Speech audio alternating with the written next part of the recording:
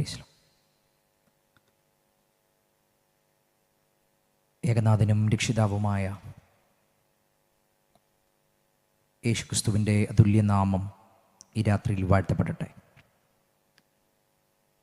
ഈ അനുഗ്രഹിക്കപ്പെട്ട ആത്മീക സംഗമത്തിൻ്റെ രണ്ടാമത്തെ ദിവസം രാത്രിയിൽ നിങ്ങളെ അഭിസംബോധന ചെയ്യുവാൻ കർത്താവ് എനിക്ക് തന്ന ഈ അവസരം ഒരു ഭാഗ്യപദവിയായി കരുതി കർത്താവിനെല്ലാം മഹത്വവും പുകഴ്ചയും സ്തോത്രവും ആരാധനയും അർപ്പിക്കുന്നു.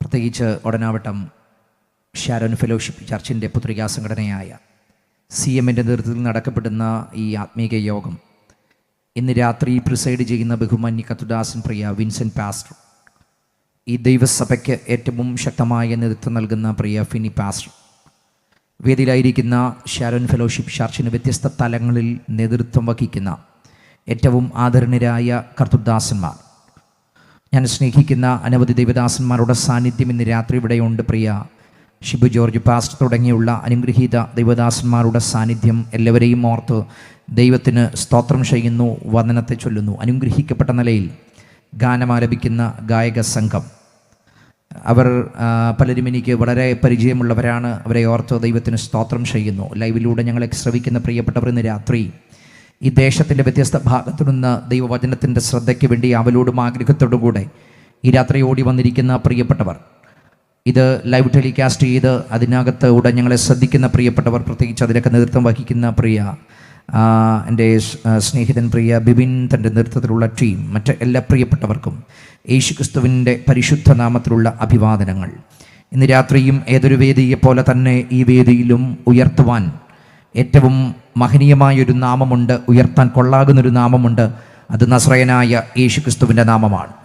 നൂറനവധി നാമങ്ങൾ ഈ ഭൂമിയിൽ മറ്റു പലരും ഉയർത്തിപ്പിടിക്കുമ്പോഴും പതിനായിരങ്ങളിൽ ഒന്നിനെയല്ല ഉയർത്തുന്നത്, നൂറിലൊന്നിനെയല്ല ഉയർത്തുന്നത്, ലക്ഷക്കണക്കിനകത്തുനിന്ന് ഒന്നിനെയല്ല ഉയർത്തുന്നത്, മറിച്ച് തുലനങ്ങൾ 100 പറയാൻ മറ്റൊന്നിനുമില്ലാത്തതുപോലെ പതിനായിരങ്ങളിൽ ഏറ്റവും പരമമായി, അത്യുന്നതമായി, ശ്രേഷ്ഠമായി, ഉദാത്തമായി, ഉത്കൃഷ്ടമായി ഉയർന്നിരിക്കുന്ന ഏറ്റവും മഹനീയൊരു നാമമുണ്ട്. ആ നാമത്തിന് വക്താക്കളായിട്ടാണ് ഇന്ന് രാത്രി നമ്മളിവിടെ നിൽക്കുന്നത്. അത് യേശുവിൻ്റെ നാമമാണെന്ന് വിശ്വസിക്കുന്നവർ ഇതിനകത്തുണ്ടെങ്കിൽ ആ കരങ്ങൾ സ്വർഗത്തേക്ക് ഉയർത്തിപ്പിടിച്ച് ഇന്ന് രാത്രി ആ നാമത്തിന് ധൈര്യത്തോടെ സ്തോത്രം പറ.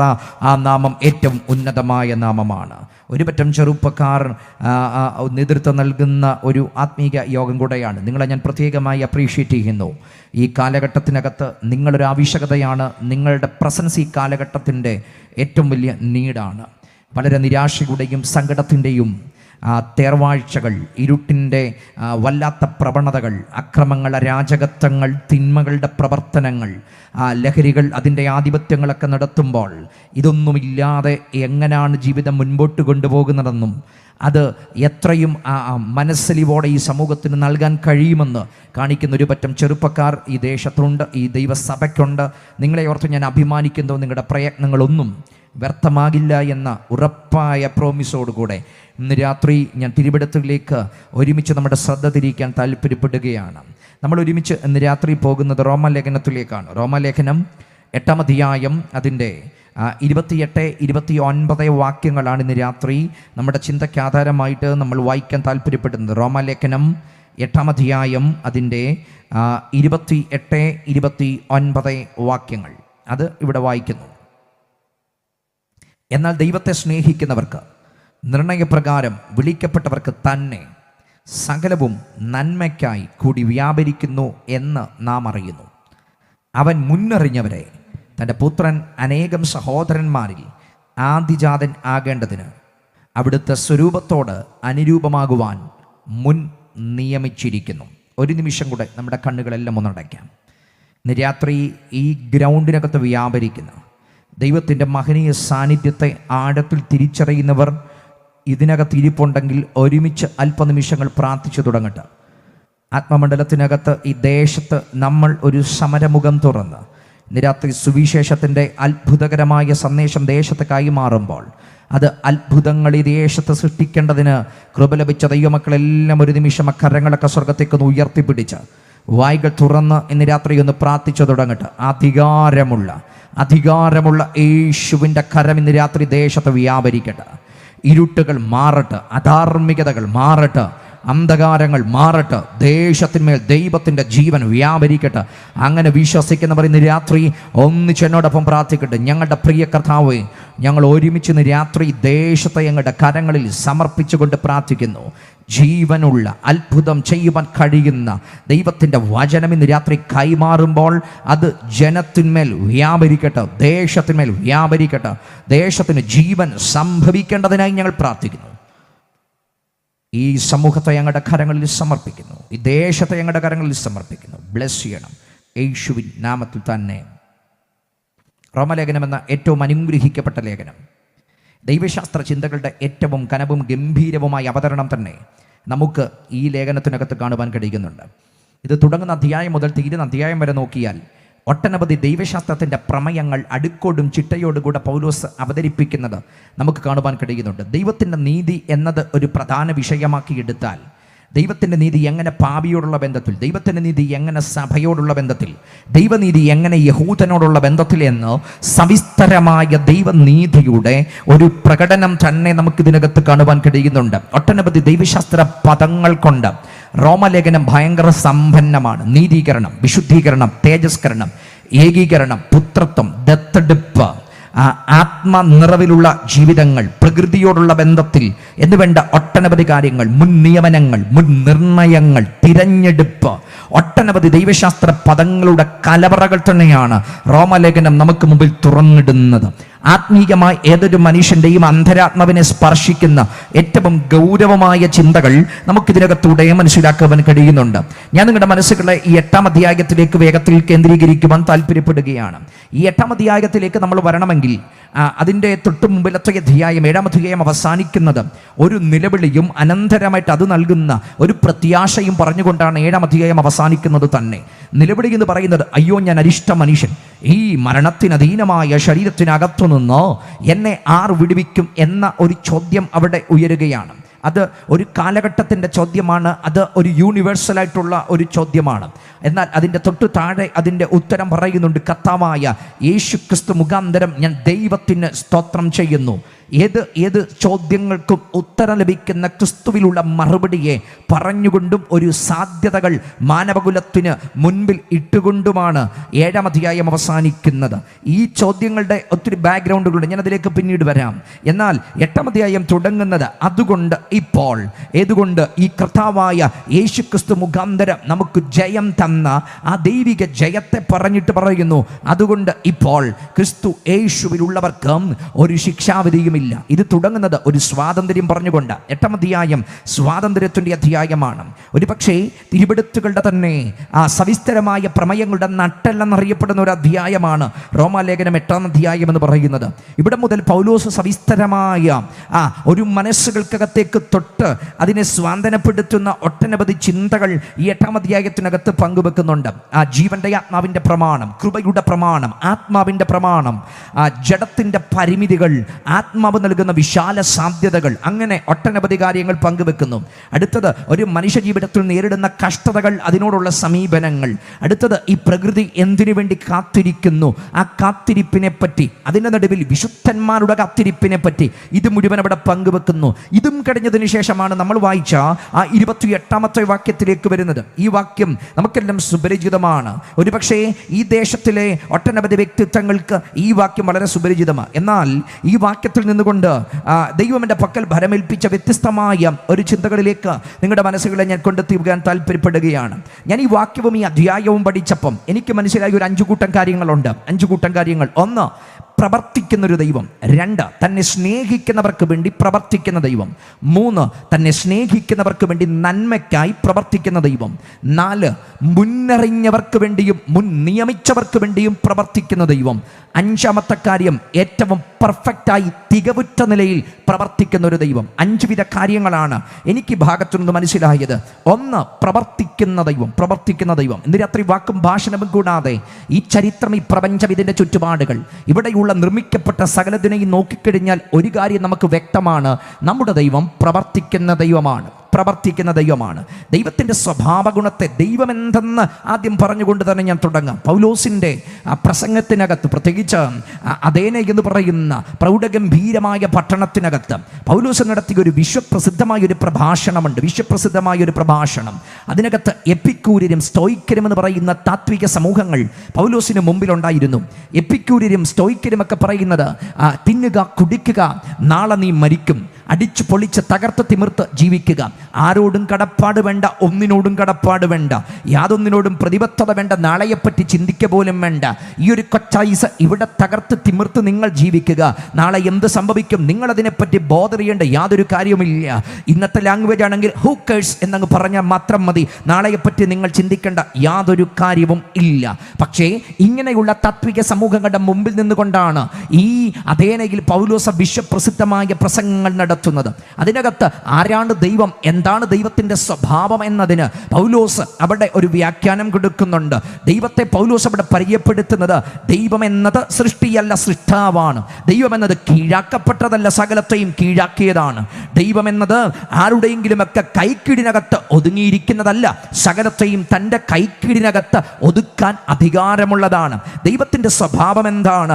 ആരുടെയെങ്കിലുമൊക്കെ കൈവേലയല്ല ദൈവം, മറിച്ച് ദൈവത്തിൻ്റെ കൈവേലയാണ് ഈ കാണുന്നത് മുഴുവൻ. അതുകൊണ്ട് വിശുദ്ധ വേദപുസ്തകത്തിനകത്ത്, സങ്കീർത്തന പുസ്തകം അതിൻ്റെ 19-ാമത്തെ അധ്യായത്തിനകത്ത് പങ്കുവെക്കുന്ന ഭാഗമുണ്ട്. ആകാശം ദൈവത്തിൻ്റെ മഹത്വത്തെ വർണ്ണിക്കുന്നു, ആകാശവിധാനം അതിൻ്റെ കൈവേലയെ പ്രസിദ്ധമാക്കുന്നു, പകൽ പകലിന് വാക്കുപൊഴിക്കുന്നു, രാത്രി രാത്രിക്ക് അറിവ് കൊടുക്കുന്നു. ഭാഷണമില്ല, വാക്കുകളില്ല, ശബ്ദം കേൾപ്പാനുമില്ല. അപ്പം ആകാശം വർണ്ണിക്കുന്നു, ഭൂമി വർണ്ണിക്കുന്നു, താരജാലങ്ങൾ വർണ്ണിക്കുന്നു. അവിടുന്ന് സൃഷ്ടിച്ച സകലതും ആ ദൈവത്തിൻ്റെ അത്ഭുതമായ അനുഭവങ്ങളെ വർണ്ണിക്കുകയാണ്. അപ്പം അവിടുന്ന് ആരുടെയെങ്കിലുമൊക്കെ കൈവേലയല്ല, അവിടുന്ന് സകലത്തെയും തൻ്റെ കൈവേലയാൽ നിർമ്മിച്ചവനാണ് ദൈവം. അവിടുന്ന് സൃഷ്ടിയല്ല, അവിടുന്ന് സൃഷ്ടാവാണ്. അവിടുന്ന് കീഴാക്കപ്പെട്ടവനല്ല, അവിടുന്ന് സകലത്തെയും കീഴാക്കിയവനാണ്. ഇനിയും അടുത്തത് ദൈവത്തിൻ്റെ സ്വഭാവങ്ങൾ എന്താണ്? അവിടുന്ന് സർവശക്തനാണ്, അവിടുന്ന് സർവജ്ഞാനിയാണ്, അവിടുന്ന് സകലത്തെയും നിയന്ത്രിക്കുന്നവനാണ്, അവിടുന്ന് സർവാധികാരിയാണ്, അവിടുന്ന് പരാപരനാണ്, അവിടുന്ന് സ്വയം സ്ഥിതനാണ്. കാലാവസ്ഥകൾ കൊണ്ടും സാഹചര്യങ്ങൾ കൊണ്ടും അല്ലെങ്കിൽ നിർമ്മിക്കപ്പെട്ട മനുഷ്യൻ്റെ ഏതെങ്കിലുമൊക്കെ പ്രവൃത്തികൾ കൊണ്ടും ഒരു മാറ്റവും വരാത്തതാണെങ്കിൽ അതിന് പറയുന്ന പേരാ ദൈവമെന്നുള്ളത്. എന്ന് പറഞ്ഞാൽ അവിടുന്ന് സർവശക്തനാണ്, സകലത്തിന്മേലും താൻ അധികാരിയാണ്, അവിടുന്ന് സർവജ്ഞാനിയാണ്, അവിടുന്ന് നിത്യനാണ്, ആദ്യന്തമില്ലാത്തവനാണ്. അപ്പം ഈ വിധ കാര്യങ്ങൾ ദൈവത്തിൽ നമുക്ക് കാണുവാൻ കഴിയും. ഇനി ആ ദൈവത്തിൻ്റെ സ്വഭാവതലങ്ങൾക്കകത്തേക്ക് വന്നു കഴിഞ്ഞാൽ അവിടെ നമുക്ക് കാണാൻ കഴിയും ദൈവം ആർദ്രതയുള്ള ദൈവമാ, മനസ്സലിവുള്ള ദൈവമാ, സ്നേഹമുള്ള, കരുണയുള്ള, കൃപയുള്ള, ദീർഘക്ഷമയുള്ള, മഹാദയുള്ള, ആരെയും തൻ്റെ അടുക്കലേക്ക് ക്ഷണിക്കുകയും ആർക്കും ആ നിത്യജീവന്റെ വാചയാനം വിളംബരം ചെയ്യുകയും ചെയ്യുന്ന എല്ലാവരോടും മനസ്സലിവ് കാണിക്കുന്നവനാണ് ദൈവമെന്ന് പറയുന്നത്. അങ്ങനെയെങ്കിൽ ഈ വിധ കാര്യങ്ങൾ മുഴുവൻ നിങ്ങൾക്ക് ഉൾനട്ട് ഒന്നിനെ കാണാൻ കഴിയുമെങ്കിൽ അതു മാത്രമാണ് ദൈവം, അതുമാത്രമാണ് ദൈവത്വത്തിൻ്റെ പൂർണ്ണത എന്ന് പറയുന്നത്. അപ്പം അതിന് മനുഷ്യനൊരു പങ്കില്ല, അതിന് സൃഷ്ടിക്കപ്പെട്ട ഏതെങ്കിലും ഒന്നിന് പങ്കില്ല, ഇവിടെയുള്ള മനുഷ്യൻ്റെ എന്തെങ്കിലും പദ്ധതികൾക്ക് പങ്കില്ല, ഒരു മാനുഷിക പദ്ധതികൾക്കും പങ്കില്ലാത്തതാണ് ദൈവമെന്ന് പറയുന്നത്. അങ്ങനെങ്കിൽ ആ ദൈവത്തെ പറ്റി പ്രസംഗിക്കുമ്പം പൗലോസ് പറയുന്ന ആ ദൈവത്തിൻ്റെ ഒരു നേച്ചറുണ്ട്. അതിന് ജാതിയില്ല, മതമില്ല, വർണ്ണമില്ല, വർഗമില്ല, യാതൊരു വ്യത്യാസങ്ങളുമില്ല, വേർകൃത്യങ്ങളില്ല, മാറ്റി നിർത്തലുകളില്ല. എല്ലാവരെയും സ്നേഹിക്കുന്ന ഒരു ദൈവമുണ്ട്, എല്ലാവർക്കും വേണ്ടി കരുതുന്നൊരു ദൈവമുണ്ട്, എല്ലാവരെയും ഓർക്കുന്നൊരു ദൈവമുണ്ട്, മനുഷ്യരെ മാത്രമല്ല. എന്തിന്? അതുകൊണ്ടാണ് തിരുവെടുത്ത് പറയുന്നത് അത് കാട്ടിൽ കിടക്കുന്ന മൃഗങ്ങളെ വരെ ഓർക്കുന്ന ദൈവമുണ്ട്, ആകാശത്തിലെ പക്ഷിയെ ഓർക്കുന്ന ദൈവമുണ്ട്, എന്തിന്? വയലിലെ താമരയെ ഓർക്കുന്ന ദൈവമുണ്ട്. ഇവിടെ അല്ലെങ്കിൽ നമ്മൾ കാണുന്ന പല സൂവുകൾക്കകത്തുള്ള മൃഗങ്ങളെക്കാളും ആരോഗ്യമുള്ള മൃഗങ്ങൾ നമുക്ക് കാട്ടിൽ കാണാൻ കഴിയും. നാട്ടിൽ നട്ടുവളർത്തുന്ന ആ മരങ്ങളെക്കാളും ഏറ്റവും കരുത്തുള്ളത് കാട്ടിൽ കാണുവാൻ കഴിയും. എന്ന് പറഞ്ഞാൽ അതിനെ പോലും കരുതുന്ന ഒരു ദൈവമുണ്ട്. അക്വേറിയത്തിനകത്തുള്ള ആ ഒത്തിരി വിധമായ ആ സസ്യജാലങ്ങളെക്കാൾ അല്ലെങ്കിൽ അതിനകത്തുള്ള മത്സ്യസമ്പത്തുകളെക്കാളും വൈവിധ്യമാർന്ന വർണ്ണാഭമായ ഒട്ടനവധി 10,000 ആയിരക്കണക്കിന് ലക്ഷക്കണക്കിന് ആ വൈവിധ്യമാർന്നതിനെ, അതിൻ്റെ മഹത്വകരമായതിനെ നിങ്ങൾക്ക് ആഴിയുടെ ആഴത്തിനകത്ത് കാണാൻ കഴിയും. ആരാണിതിനെ നിർമ്മിച്ചത്? ആരാണിതിനെ നടത്തുന്നത്? ഞാൻ പറഞ്ഞത് സകലത്തിനെയും നടത്തുന്നൊരു ദൈവമുണ്ട്. കരയുന്ന കാക്കക്കുഞ്ഞിനും അതതിൻ്റെ ആഹാരം കൊടുക്കുന്നൊരു ദൈവമുണ്ട്. അങ്ങനെയെങ്കിൽ ഇന്ന് രാത്രി ഞങ്ങൾ ആ ദൈവത്തെ പരിചയപ്പെടുത്തുമ്പം അതിലൊരു പൊതു സ്വഭാവം ഞാൻ പറയാം. എല്ലാവരെയും സ്നേഹിക്കുന്ന ഒരു ദൈവമുണ്ട്, എല്ലാവരെയും ഓർക്കുന്ന ദൈവമുണ്ട്. അതിനൊരു വ്യത്യാസവുമില്ല. സ്ത്രീയൊന്നും വ്യത്യാസമില്ല, പുരുഷനെന്ന് വ്യത്യാസമില്ല. അല്ലെങ്കിൽ സ്ത്രീത്വത്തിന് ദൈവത്തിനൊരു മാറ്റി നിർത്തലില്ല, പുരുഷത്വത്തിന് ദൈവത്തിന് കൂടുതൽ അടുപ്പവുമില്ല. സ്ത്രീയെന്നോ പുരുഷനെന്നോ ജാതിയെന്നോ മതമെന്നോ ഒരു വ്യത്യാസവുമില്ലാതെ എല്ലാവരെയും സ്നേഹിക്കുന്ന ഒന്നുണ്ടെങ്കിൽ ഇന്ന് രാത്രി ഞാൻ പരിചയപ്പെടുത്തുന്നു. അതത്രേ ഞങ്ങൾ പരിചയപ്പെടുത്തുന്ന സൃഷ്ടാവായ, സർവശക്തനായ, സർവജ്ഞാനിയായ, സർവവ്യാപിയായ ദൈവം. എല്ലാവരെയും സ്നേഹിക്കുന്ന ഒരു ദൈവമുണ്ട്, എല്ലാവരെയും സ്നേഹിക്കുന്ന ദൈവമുണ്ട്. എന്നാൽ അതൊരു പൊതു യാഥാർത്ഥ്യമായിട്ട് നിൽക്കുമ്പം ഞാൻ ഇനി രണ്ടാം ഭാഗം നിങ്ങളുടെ മനസ്സിലേക്ക് കൊണ്ടെത്തിച്ചു തരിക. കാരണം ഒന്നാം ഭാഗമല്ല എൻ്റെ പ്രമേയം, അത് എല്ലാവർക്കും വേണ്ടിയുള്ളത്, ദൈവത്തിൻ്റെ പൊതു സ്വഭാവത്തിനകത്തുള്ള കാര്യമാണ്. എല്ലാവരെയും സ്നേഹിക്കുന്ന ദൈവം, എല്ലാവരെയും അറിയുന്ന ദൈവം, എല്ലാവരെയും കാണുന്ന ദൈവം, എല്ലാവരെയും സൂക്ഷിക്കുന്ന ദൈവം. എന്നാൽ രണ്ടാമതൊരു കൂട്ടമുണ്ട്. അതാണ് ഇന്ന് രാത്രി ഞാൻ ഈ ദേശവുമായിട്ട് പങ്കുവെക്കാൻ താല്പര്യപ്പെടുന്നത്. അത് ദൈവത്തെ സ്നേഹിക്കുന്നവരും ദൈവത്താൽ സ്നേഹിക്കപ്പെടുന്ന രണ്ടാമത്തെ ഒരു കൂട്ടമുണ്ട്. ദൈവത്തെ സ്നേഹിക്കുന്നവരും ദൈവത്താൽ സ്നേഹിക്കപ്പെടുന്നവരുമായ രണ്ടാമത്തെ ഒരു കൂട്ടം. അവരെ പറ്റിയാണ് ഈ 28-ാമത്തെ വാക്യത്തിനകത്ത് പറയുന്നത്. എന്നാൽ ദൈവത്തെ സ്നേഹിക്കുന്നവർക്ക്, അടുത്തത് ഈ ദൈവത്താൽ സ്നേഹിക്കപ്പെടുന്നവരെ നമുക്ക് ഇവിടെ കാണാൻ കഴിയും. അത് അതിൻ്റെ തൊട്ട് താഴെ നമുക്ക് കാണാൻ കഴിയുന്നുണ്ട്. അവിടെ പറയുന്നു 37-ാമത്തെ വാക്യം, നാമോ നമ്മെ സ്നേഹിച്ചവൻ മുഖാന്തരം ഇതിലൊക്കെയും പൂർണ്ണ ജയം പ്രാപിക്കുന്നു. അപ്പം ദൈവത്തെ സ്നേഹിക്കുന്ന ഒരു കൂട്ടം, ദൈവത്താൽ സ്നേഹിക്കപ്പെട്ട ഒരു കൂട്ടം. അപ്പം ഇത് ഒരു വ്യത്യസ്തമായ ഗ്രൂപ്പാണ്. ആദ്യ ഭാഗം എല്ലാവർക്കും വേണ്ടിയുള്ളതാണ്. ഇവിടെ കാണുന്ന ഈ സൂര്യൻ അത് എല്ലാവർക്കും വേണ്ടിയുള്ളതാണ്. ഇവിടെ കാണുന്ന ഋതുവും വർഷവും എല്ലാവർക്കും വേണ്ടിയുള്ളതാണ്. ഇവിടെയുള്ള ഭൂമിയുടെ നന്മ എല്ലാവർക്കും വേണ്ടിയുള്ളതാണ്. ഇവിടെയുള്ള പൊതുവായിട്ടുള്ള പലതുമുണ്ട്, അത് ഒരാൾക്ക് വേണ്ടി മാത്രമല്ല, റിസർവ്ഡ് അല്ല, എല്ലാവർക്കും വേണ്ടിയുള്ളതാണ്. പക്ഷെ രണ്ടാം വിഭാഗം എന്ന് പറയുന്നത് ദൈവത്തെ സ്നേഹിക്കുകയും ദൈവത്തെ സ്നേഹിക്കപ്പെടുകയും ചെയ്യുന്നവർക്ക്, അവർ മാത്രം അറിയുന്ന, അവർ മാത്രം അനുഭവിക്കുന്ന, അവർക്ക് വേണ്ടി മാത്രം വെളിപ്പെടുന്ന, അവർക്ക് വേണ്ടി മാത്രം വെളിപ്പെടുത്തിയ ചില വിഷയങ്ങളുണ്ട്. അതാണ് നിങ്ങളുമായിട്ട് ഇന്ന് രാത്രി ഞാൻ പങ്കുവെക്കാൻ താല്പര്യപ്പെടുന്നത്. ദൈവത്തെ സ്നേഹിക്കുന്നവർക്കും ദൈവത്താൽ സ്നേഹിക്കപ്പെട്ടവർക്കും ഏറ്റവും യുണീക്കായിട്ട് വെളിപ്പെട്ട ചിലതുണ്ട്. അത് നമുക്ക് തിരുവിടത്തിൻ്റെ താളുകളിലൂടെ നമുക്ക് ചിന്തിക്കാൻ കഴിയും. എങ്ങനെയാണ് ഇങ്ങനൊരു ഗ്രൂപ്പ് ഉരുത്തിരിഞ്ഞു വന്നത്? ഇതിന് ഇനിഷ്യേറ്റീവ് എടുത്തത് ആരാണ്? ഒരു കാര്യം ഉറപ്പ്, അങ്ങനെ ഒരു ഇനിഷ്യേറ്റീവ് എടുക്കാൻ എനിക്ക് കഴിയത്തില്ല. കാരണം ഞാൻ എൻകൗണ്ടർ ചെയ്യേണ്ടത് മുമ്പേ ഞാൻ പറഞ്ഞതുപോലെ വിശുദ്ധനായ ദൈവത്തോടാണ്. ഞാനൊരു കാര്യം പറയാം, നമ്മൾ ഇന്ന് ജീവിക്കുന്ന ലോകത്ത് ടെക്നോളജിക്കലി ഭയങ്കര സൗണ്ടഡ് ആയിട്ടുള്ള ലോകത്താണ് നമ്മൾ ജീവിക്കുന്നത്. 4 പദം ഇന്ന് ലോകത്ത് ഏറ്റവും അധികം ചർച്ച ചെയ്യപ്പെടുന്ന 4 പദമുണ്ട്. അതിലൊന്ന് ഇൻ്റലിജൻസ് ആണ്, 2 ഇന്നോവേഷൻ ആണ്, 3 ഇൻഫ്ലുവൻസ് ആണ്, 4 ഇമേജ് ആണ്. ഈ 4 പദങ്ങൾ ലോകം ഇന്ന് ഏറ്റവും അധികം ചർച്ച ചെയ്യുന്ന പദങ്ങളാണ്. ഇൻ്റലിജൻസിൻ്റെ ലോകം, ഇന്നോവേഷൻ്റെ ലോകം, ഇൻഫ്ലുവൻസിൻ്റെ ലോകം, ഇമേജിൻ്റെ ലോകം. എവിടെയും ഇൻ്റലിജൻസിൻ്റെ വാർത്ത നമ്മൾ കേട്ടുകൊണ്ടിരിക്കുന്നു. ആർട്ടിഫിഷ്യൽ ഇന്റലിജൻസിന്റെ ലോകം, അല്ലെങ്കിൽ കൃത്രിമ ബുദ്ധിയുടെ ലോകം. എവിടെ ചെടുത്താൽ, ഒരു ഫോൺ എടുത്താൽ ആദ്യം നമ്മൾ നോക്കുന്നത് ഫീച്ചർ അതിനകത്ത് ഓപ്പറേറ്റ് ചെയ്യാൻ പറ്റുമോ? ആർട്ടിഫിഷ്യൽ ഇന്റലിജൻസ്, വിർച്വൽ റിയാലിറ്റിയുടെ ലോകങ്ങൾ. കോവിഡ് അനന്തര കാലഘട്ടങ്ങൾ നോക്ക്, ഇൻഫ്ലുവൻസേഴ്സിന്റെ ഒരു ലോകമാണിത്. ഏറ്റവും അധികം ഇൻഫ്ലുവൻസേഴ്സ്, സോഷ്യൽ മീഡിയ ഇൻഫ്ലുവൻസേഴ്സ്, വ്യത്യസ്ത ഇൻഫ്ലുവൻസേഴ്സിന്റെ ഒരു ലോകത്താണ് നമ്മൾ ജീവിക്കുന്നത്.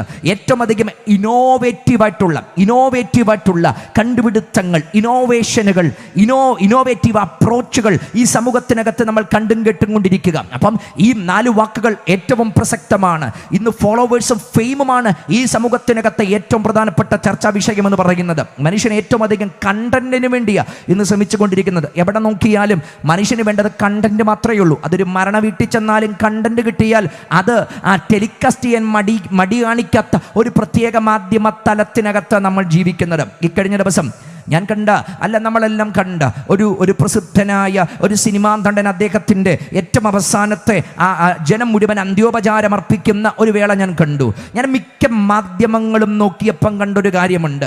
ശരിക്കും ആ വീട്ടുകാരുടെ ആ കണ്ണിനകത്ത് അവർക്ക് ക്യാമറ വെക്കാൻ ഒരു സിസ്റ്റം ഉണ്ടായിരുന്നെങ്കിൽ അവരതും ചെയ്തു കളഞ്ഞേനെ. കാരണം ഏറ്റവും അടിയിൽ അവരുടെ കണ്ണുനീര് പോലും പിടിച്ചെടുത്ത് വൈകാരിക തലങ്ങൾക്കകത്ത് ഒരു പ്രത്യേക ക്യാപ്ഷനും കൊടുത്തിട്ട് ചിരിപ്പിക്കുന്നവൻ ഇതാ കരയുന്നു. അപ്പൻ ചത്ത് കിടക്കുമ്പം, പിന്നെ അപ്പം മരിച്ചു കിടക്കുമ്പം ആരാ മക്കളെ കരയാത്തത് എന്ന് പറഞ്ഞാൽ, ഇന്നലകളിൽ അവൻ കോമഡി പറഞ്ഞെന്ന് പറഞ്ഞ്, ഇന്നലകളിൽ ഇൻ്റർവ്യൂവിനകത്ത് അവൻ കാര്യങ്ങൾ പറഞ്ഞുവെന്ന് പറഞ്ഞ്, സ്വന്തം അപ്പൻ്റെ ചേതനയറ്റ ശരീരത്തിന് മുമ്പിൽ കിടക്കുമ്പോൾ അവനും കരയും, ഞാനും കരയും, നാമും കരയും. ഞാൻ പറഞ്ഞത് കണ്ടന്റ് അതിനകത്തൊരു വല്ലാത്ത ക്യാപ്ഷനും കൊടുത്ത് തലക്കെട്ടും കൊടുത്ത് നിങ്ങളറിഞ്ഞോ? നിങ്ങൾ നോക്കിക്കേ, ഇന്ന് എത്രയധികം ചാനലുകളുണ്ട്, എത്രയധികം യൂട്യൂബ് ചാനലുണ്ട്. ഇതിനകത്തൊക്കെ കണ്ടന്റുകൾ ഇന്ന് നോക്കിക്കൊണ്ടിരിക്കുക. ഈ അടുത്ത സമയത്ത് ഇറങ്ങിയ ഒരു ചലച്ചിത്രം പോലും വിളിച്ചു പറഞ്ഞൊരു കാര്യമുണ്ടായിരുന്നു. അതിനകത്ത് പോലും എല്ലാം കണ്ടന്റ് ക്രിയേറ്റ് ചെയ്യാൻ വേണ്ടിയാ. ഇത് CM-ന്റെ കൺവെൻഷനും കൂടെ അല്ലേ? അപ്പം ഞാൻ ഈ പറയുന്ന സംഭവം മനസ്സിലാകുന്ന കുറച്ചു പേരൊക്കെ ഇതിനകത്ത് ഉണ്ടാകും, അല്ല ദേശത്തുണ്ടാകുമെന്ന് എനിക്കറിയാം. അതുകൊണ്ട് ഞാൻ ആ ഒരു മേഖലയിലൂടെ ഇന്ന് രാത്രി ഈ സന്ദേശം വേഗത്തിൽ കൊണ്ടുപോകുന്നത്. ആ ഒരു ചലച്ചിത്രത്തിനകത്ത് ശരിക്കും അവിടെ അവതരിപ്പിക്കുന്നത് ഒരു വിവാഹം പോലും മാർക്കറ്റ് ചെയ്യുകയാണ്. വിവാഹത്തിനകത്തെ ഇൻസിഡന്റുകൾ മാർക്കറ്റ് ചെയ്യപ്പെടുകയാണ്. അതിനകത്ത് ആ വിവാഹത്തിനകത്ത് വരുന്നതും പോകുന്നതും മാർക്കറ്റ് ചെയ്യപ്പെടുകയാണ്. കുടുംബജീവിതം മാർക്കറ്റ് ചെയ്യപ്പെടുകയാണ്. അതിനകത്തൂടെ കണ്ടന്റുകൾ കണ്ടെത്തുകയാണ്. ട്രെൻഡ് ലിസ്റ്റിനകത്ത് നിൽക്കുവാൻ, ട്രെൻഡ് ലിസ്റ്റിനകത്ത് നിൽക്കുവാൻ വിവാഹം കച്ചവടച്ചരക്കാക്കുകയാണ്. കുടുംബജീവിതം കച്ചവടച്ചരക്കാക്കുകയാണ്. ജീവിതത്തിന്റെ എല്ലാ മേഖലയിലും കച്ചവടച്ചരക്കാക്കുകയാണ്. എന്തിനു വേണ്ടിയാ? കണ്ടന്റിന് വേണ്ടിയാ. എവിടെയും കണ്ടന്റുകളാണ് വിഷയം. ഈ കണ്ടന്റുകൾ നല്ലതിട്ട് കൊടുത്താൽ അതിനകത്തുനിന്ന് നമുക്ക് എന്ത് കിട്ടും? അതിനകത്തുനിന്ന് ഫോളോവേഴ്സിനെ കിട്ടും. അതിനപ്പുറത്ത് മോണിറ്റേഷൻ ചെയ്ത് കഴിഞ്ഞാൽ അതിനകത്തുനിന്ന് മറ്റു പല സാമ്പത്തിക നന്മകൾ കിട്ടും. എവിടെയും കണ്ടന്റാണ് വിഷയം. കണ്ടന്റ് ഇങ്ങനെ പെരുകിക്കൊണ്ടിരിക്കുക. ഇപ്പോൾ ഫോളോവേഴ്സിൻ്റെയും ഫെയിമിൻ്റെയും ലോകമാണ്, ഡിഗ്രികളുടെയും ഡേറ്റയുടെയും ലോകമാണ്, മണിയുടെയും മസിലിൻ്റെയും ലോകമാണ് നമ്മൾ ഇന്ന് ജീവിക്കുന്ന ലോകം. ഇതൊക്കെ ഇന്ന് ഏറ്റവും വ്യാപകമായിട്ട് ഉപയോഗിക്കപ്പെട്ടുകൊണ്ടിരിക്കുകയാണ്. എവിടെ നോക്കിയാലും മനുഷ്യൻ ഏറ്റവും കൂടുതൽ ചലിക്കുന്നത് ഇങ്ങനെയുള്ള ആസ്പെക്റ്റുകൾക്ക് വേണ്ടിയാണ്. അവർ ഏറ്റവും അധികം പുതിയ ടെക്നോളജികൾ ബിൽഡ് ചെയ്യുകയാണ്. അവരൊരു പ്രശ്നത്തെ അനലൈസ് ചെയ്തുകൊണ്ടിരിക്കുകയാണ്. അവർ തിയറികൾ പുതിയത് അവർ കണ്ടുപിടിച്ചു കൊണ്ടിരിക്കുകയാണ്. പക്ഷേ ഇതൊക്കെ ചെയ്താലും ഒരു റിയാലിറ്റിയുടെ മുമ്പിലാണ് ഇന്ന് രാത്രി ഞാൻ നിങ്ങളെ കൊണ്ടെത്തിച്ച് നിർത്താൻ താല്പര്യപ്പെടുന്നത്. ആദ്യ ഭാഗം പ്രസക്തമാകുന്നത് എന്തുകൊണ്ടെന്നറിയുമോ? ഈ ദൈവത്തിൻ്റെ സ്നേഹമൊരുവൻ തിരിച്ചറിയുന്നത് പ്രസക്തമാകുന്നത് എത്ര ഇന്നോവേഷൻ സംഭവിച്ചപ്പോഴും, എത്ര ഇൻഫ്ലുവൻസേഴ്സ് പെരുകിയപ്പോഴും, എത്ര ഇന്റലിജൻസുകൾ വർദ്ധിച്ചപ്പോഴും, എത്ര വിധമായ ഇന്നോവേഷൻ ആയിട്ടുള്ള കാര്യങ്ങൾ സംഭവിച്ചപ്പോഴും 3 കാര്യത്തിന് മനുഷ്യൻ ഇന്ന് പറയും അതുകൊണ്ടൊന്നും ഉത്തരം കിട്ടുകയില്ല. അതിൽ ഒന്നാമത്തെ കാര്യം, ഹ്യൂമാനിറ്റി സ്റ്റിൽ ബ്രോക്കൺ. മാനവകുലം ഇപ്പോഴും തകർന്നെറിയപ്പെട്ടുകൊണ്ടിരിക്കുക. ഏത് ആർട്ടിഫിഷ്യൽ ഇന്റലിജൻസ് ആണ് അന്തരാത്മവിരകത്ത് ഡിപ്രഷനകത്ത് കിടക്കുന്ന ഒരുവന്റെ അകത്തേക്ക് ചെന്നിട്ട് അവന്റെ ഡിപ്രഷനെ തൊടുന്ന ഒരു കാര്യം നിങ്ങൾ ChatGPT-ക്ക് അടിച്ചു കൊടുത്താൽ ഹൗ ടു ഓവർകം ഡിപ്രഷൻ എന്ന് പറഞ്ഞാൽ തിയററ്റിക്കലായിട്ട് 100 കാര്യങ്ങൾ ChatGPT പറഞ്ഞു തരും. പക്ഷേ ഇത് നിങ്ങൾ 100 വട്ടം വായിച്ചാലും തകർന്നിരിക്കുന്ന ഒരുവന്റെ ഹൃദയത്തിനകത്ത് കയറിത്തൊടാൻ ChatGPT-യുടെ വാക്കുകൾക്ക് കഴിയത്തില്ല എന്നത് ഒരു റിയാലിറ്റിയാ. അല്ല, നിങ്ങൾക്ക് എന്തും ചെയ്യാൻ പറ്റുന്ന എത്രയോ AI മെത്തേഡുകളുണ്ട്. ഇതൊക്കെ എന്തൊക്കെ ശ്രമിച്ചത് പറഞ്ഞാലും മനുഷ്യൻ അന്തരാത്മാവിൽ തകർന്ന അവന്റെ തകർച്ചയെ തൊടുവാൻ ഇവിടുത്തെ ഇന്റലിജൻസിനും കഴിയത്തില്ല, ഇവിടുത്തെ ഇൻഫ്ലുവൻസേഴ്സിനും കഴിയത്തില്ല, ഇവിടുത്തെ ഇന്നോവേറ്റീവ് ആയതിനും കഴിയത്തില്ല, ഇവിടെയുള്ള ടെക്നോളജികൾക്കും കഴിയത്തില്ല. മനുഷ്യൻ ഇപ്പോഴും തകർന്നവനാണ്. ഇനി രണ്ടാമത്തെ കാര്യം, ഇപ്പോഴും സ്റ്റിൽ എൻസ്ലേവ്സ്. പാപമെന്നത് മനുഷ്യനെ ഇപ്പോഴും കാർന്നു പിടിച്ചുകൊണ്ടിരിക്കുക.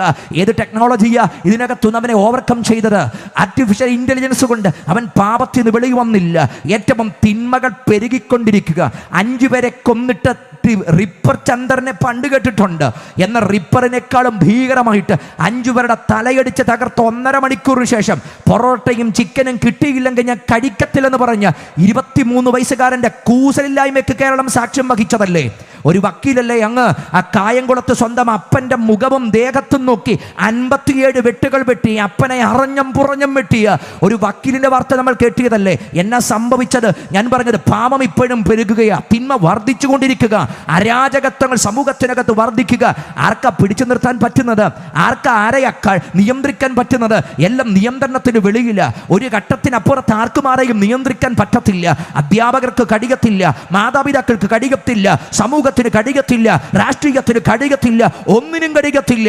പാപം ഇവിടെ പിടിമുറുക്കിക്കൊണ്ടിരിക്കുക, തിന്മയുടെ വല്ലാത്ത തേരോട്ടങ്ങൾ ഇവിടെ വർദ്ധിച്ചുകൊണ്ടിരിക്കുക. ഇനി മൂന്നാമത് നോക്കിക്കേ, ഇത്രയും കാര്യങ്ങളൊക്കെ ഉണ്ടായിട്ടും മരണമെന്നത് ഈ സമൂഹത്തിനകത്ത് മാറിയോ? ഇല്ല. ഇപ്പോഴും മരണം ഇവിടെ തുടരുകയാണ്. Death still wins. ഇപ്പോഴും മരണം ഇവിടെ ജയിച്ചുകൊണ്ടിരിക്കുക. ആർക്കായി മരണം ഒഴിവാക്കാൻ പറ്റിയത്? ആർട്ടിഫിഷ്യൽ ഇന്റലിജൻസിന്റെ ആചാര്യനെ നോക്ക്, അവനും മരിക്കും. ഇന്നോവേറ്റീവ് ആയിട്ട് എത്ര കാര്യങ്ങൾ ചെയ്ത് ആ മനുഷ്യനും മരിക്കും. AI എഞ്ചിനീയറും മരിക്കും. ഇവിടെ ഏറ്റവും അധികം ഔന്നത്യത്തിന്റെ ടോപ്പിൽ നിൽക്കുന്ന ഒരു മനുഷ്യനും മരിക്കും. ബഹിരാകാശത്ത് കൂട് കെട്ടിയാലും നിന്റെ ആയുസ് തികയുമ്പോൾ നീ മരിക്കും. ഞാൻ പറഞ്ഞത് മരണം ഇപ്പോഴും ഇവിടെ തുടരുക. ഈ ഞാൻ പറഞ്ഞ മുഴുവൻ കാര്യങ്ങളുടെ നടുവിലും ഈ മൂന്ന് കാര്യം ഇപ്പോഴും പ്രസക്തമാണ്. ഇത് മുഴുവൻ തുടർന്ന് ഇന്റലിജൻസിന്റെ കാലഘട്ടത്തിലും, ഇന്നോവേഷന്റെ കാലഘട്ടത്തിലും, ഇൻഫ്ലുവൻസിന്റെ കാലഘട്ടങ്ങളിലും, ഇമേജ് കോൺഷ്യസ് ആയ കാലഘട്ടത്തിലും ഈ മൂന്ന് കാര്യം ഇപ്പോഴും വ്യക്തമാണ്. മനുഷ്യൻ ഇപ്പോഴും ബ്രോക്കണാണ്. പാപം ഇപ്പോഴും തുടരുകയാണ്. മരണം ഇപ്പോഴും ജയിക്കുകയാണ്. ഇതിന്റെ നടുവിലാണ് ഇന്ന് രാത്രി അതിനെ ഓവർകം ചെയ്യുന്ന ഒന്ന് ഞാൻ നിങ്ങൾക്ക് സമൂഹത്തിന് പങ്കുവെക്കാൻ താല്പര്യപ്പെടുന്നത്. അതിന്റെ പേരാണ് യേശു ക്രിസ്തുവിലൂടെ എനിക്കും നിങ്ങൾക്കും ഈ ലോകത്തിന് മുഴുവൻ വെളിപ്പെട്ട ഒന്നുണ്ട്. അതിന്റെ പേരാണ് റിയൽ ലവ്. അതിന്റെ പേരാണ് യഥാർത്ഥ സ്നേഹമെന്ന് പറയുന്നത്. ലോകത്തിന്റെ മുഴുവൻ അവസ്ഥകളെയും ബ്രോക്കൺനെസ്സും മാറി മറിയുന്നത് ആ സ്നേഹത്തിന് മുമ്പിലാണ്. പാപം പരാജയപ്പെടുന്നത് ആ സ്നേഹത്തിന് മുമ്പിലാണ്. എന്തിന്? മരണം തോൽക്കപ്പെടുന്നത് ആ സ്നേഹത്തിന് മുമ്പില്. അങ്ങനെയെങ്കിൽ ഈ സ്നേഹത്തിന്റെ തുടക്കം അവിടെയാണ്. എന്നെയും നിങ്ങളെയും ഈ മാനവകുലത്തെ മുഴുവൻ ദൈവം സ്നേഹിച്ച ഒരു ദൈവത്തിന്റെ മഹാസ്നേഹത്തിനകത്താണ് ഇതിനകത്ത് മുഴുവൻ ആരംഭം കുറിക്കാനിടയായത്. ഞാൻ ഈ വായിച്ച പദപ്രയോഗത്തിനകത്ത് ഒന്ന് രണ്ട് കാര്യങ്ങൾ നിങ്ങളുടെ മനസ്സിലേക്ക് ഞാൻ കൊണ്ടുതരാം. അതിന് 29ാമത്തെ വാക്യം ഇപ്രകാരം പറയുന്നുണ്ട്, അവൻ മുന്നറിഞ്ഞവരെ.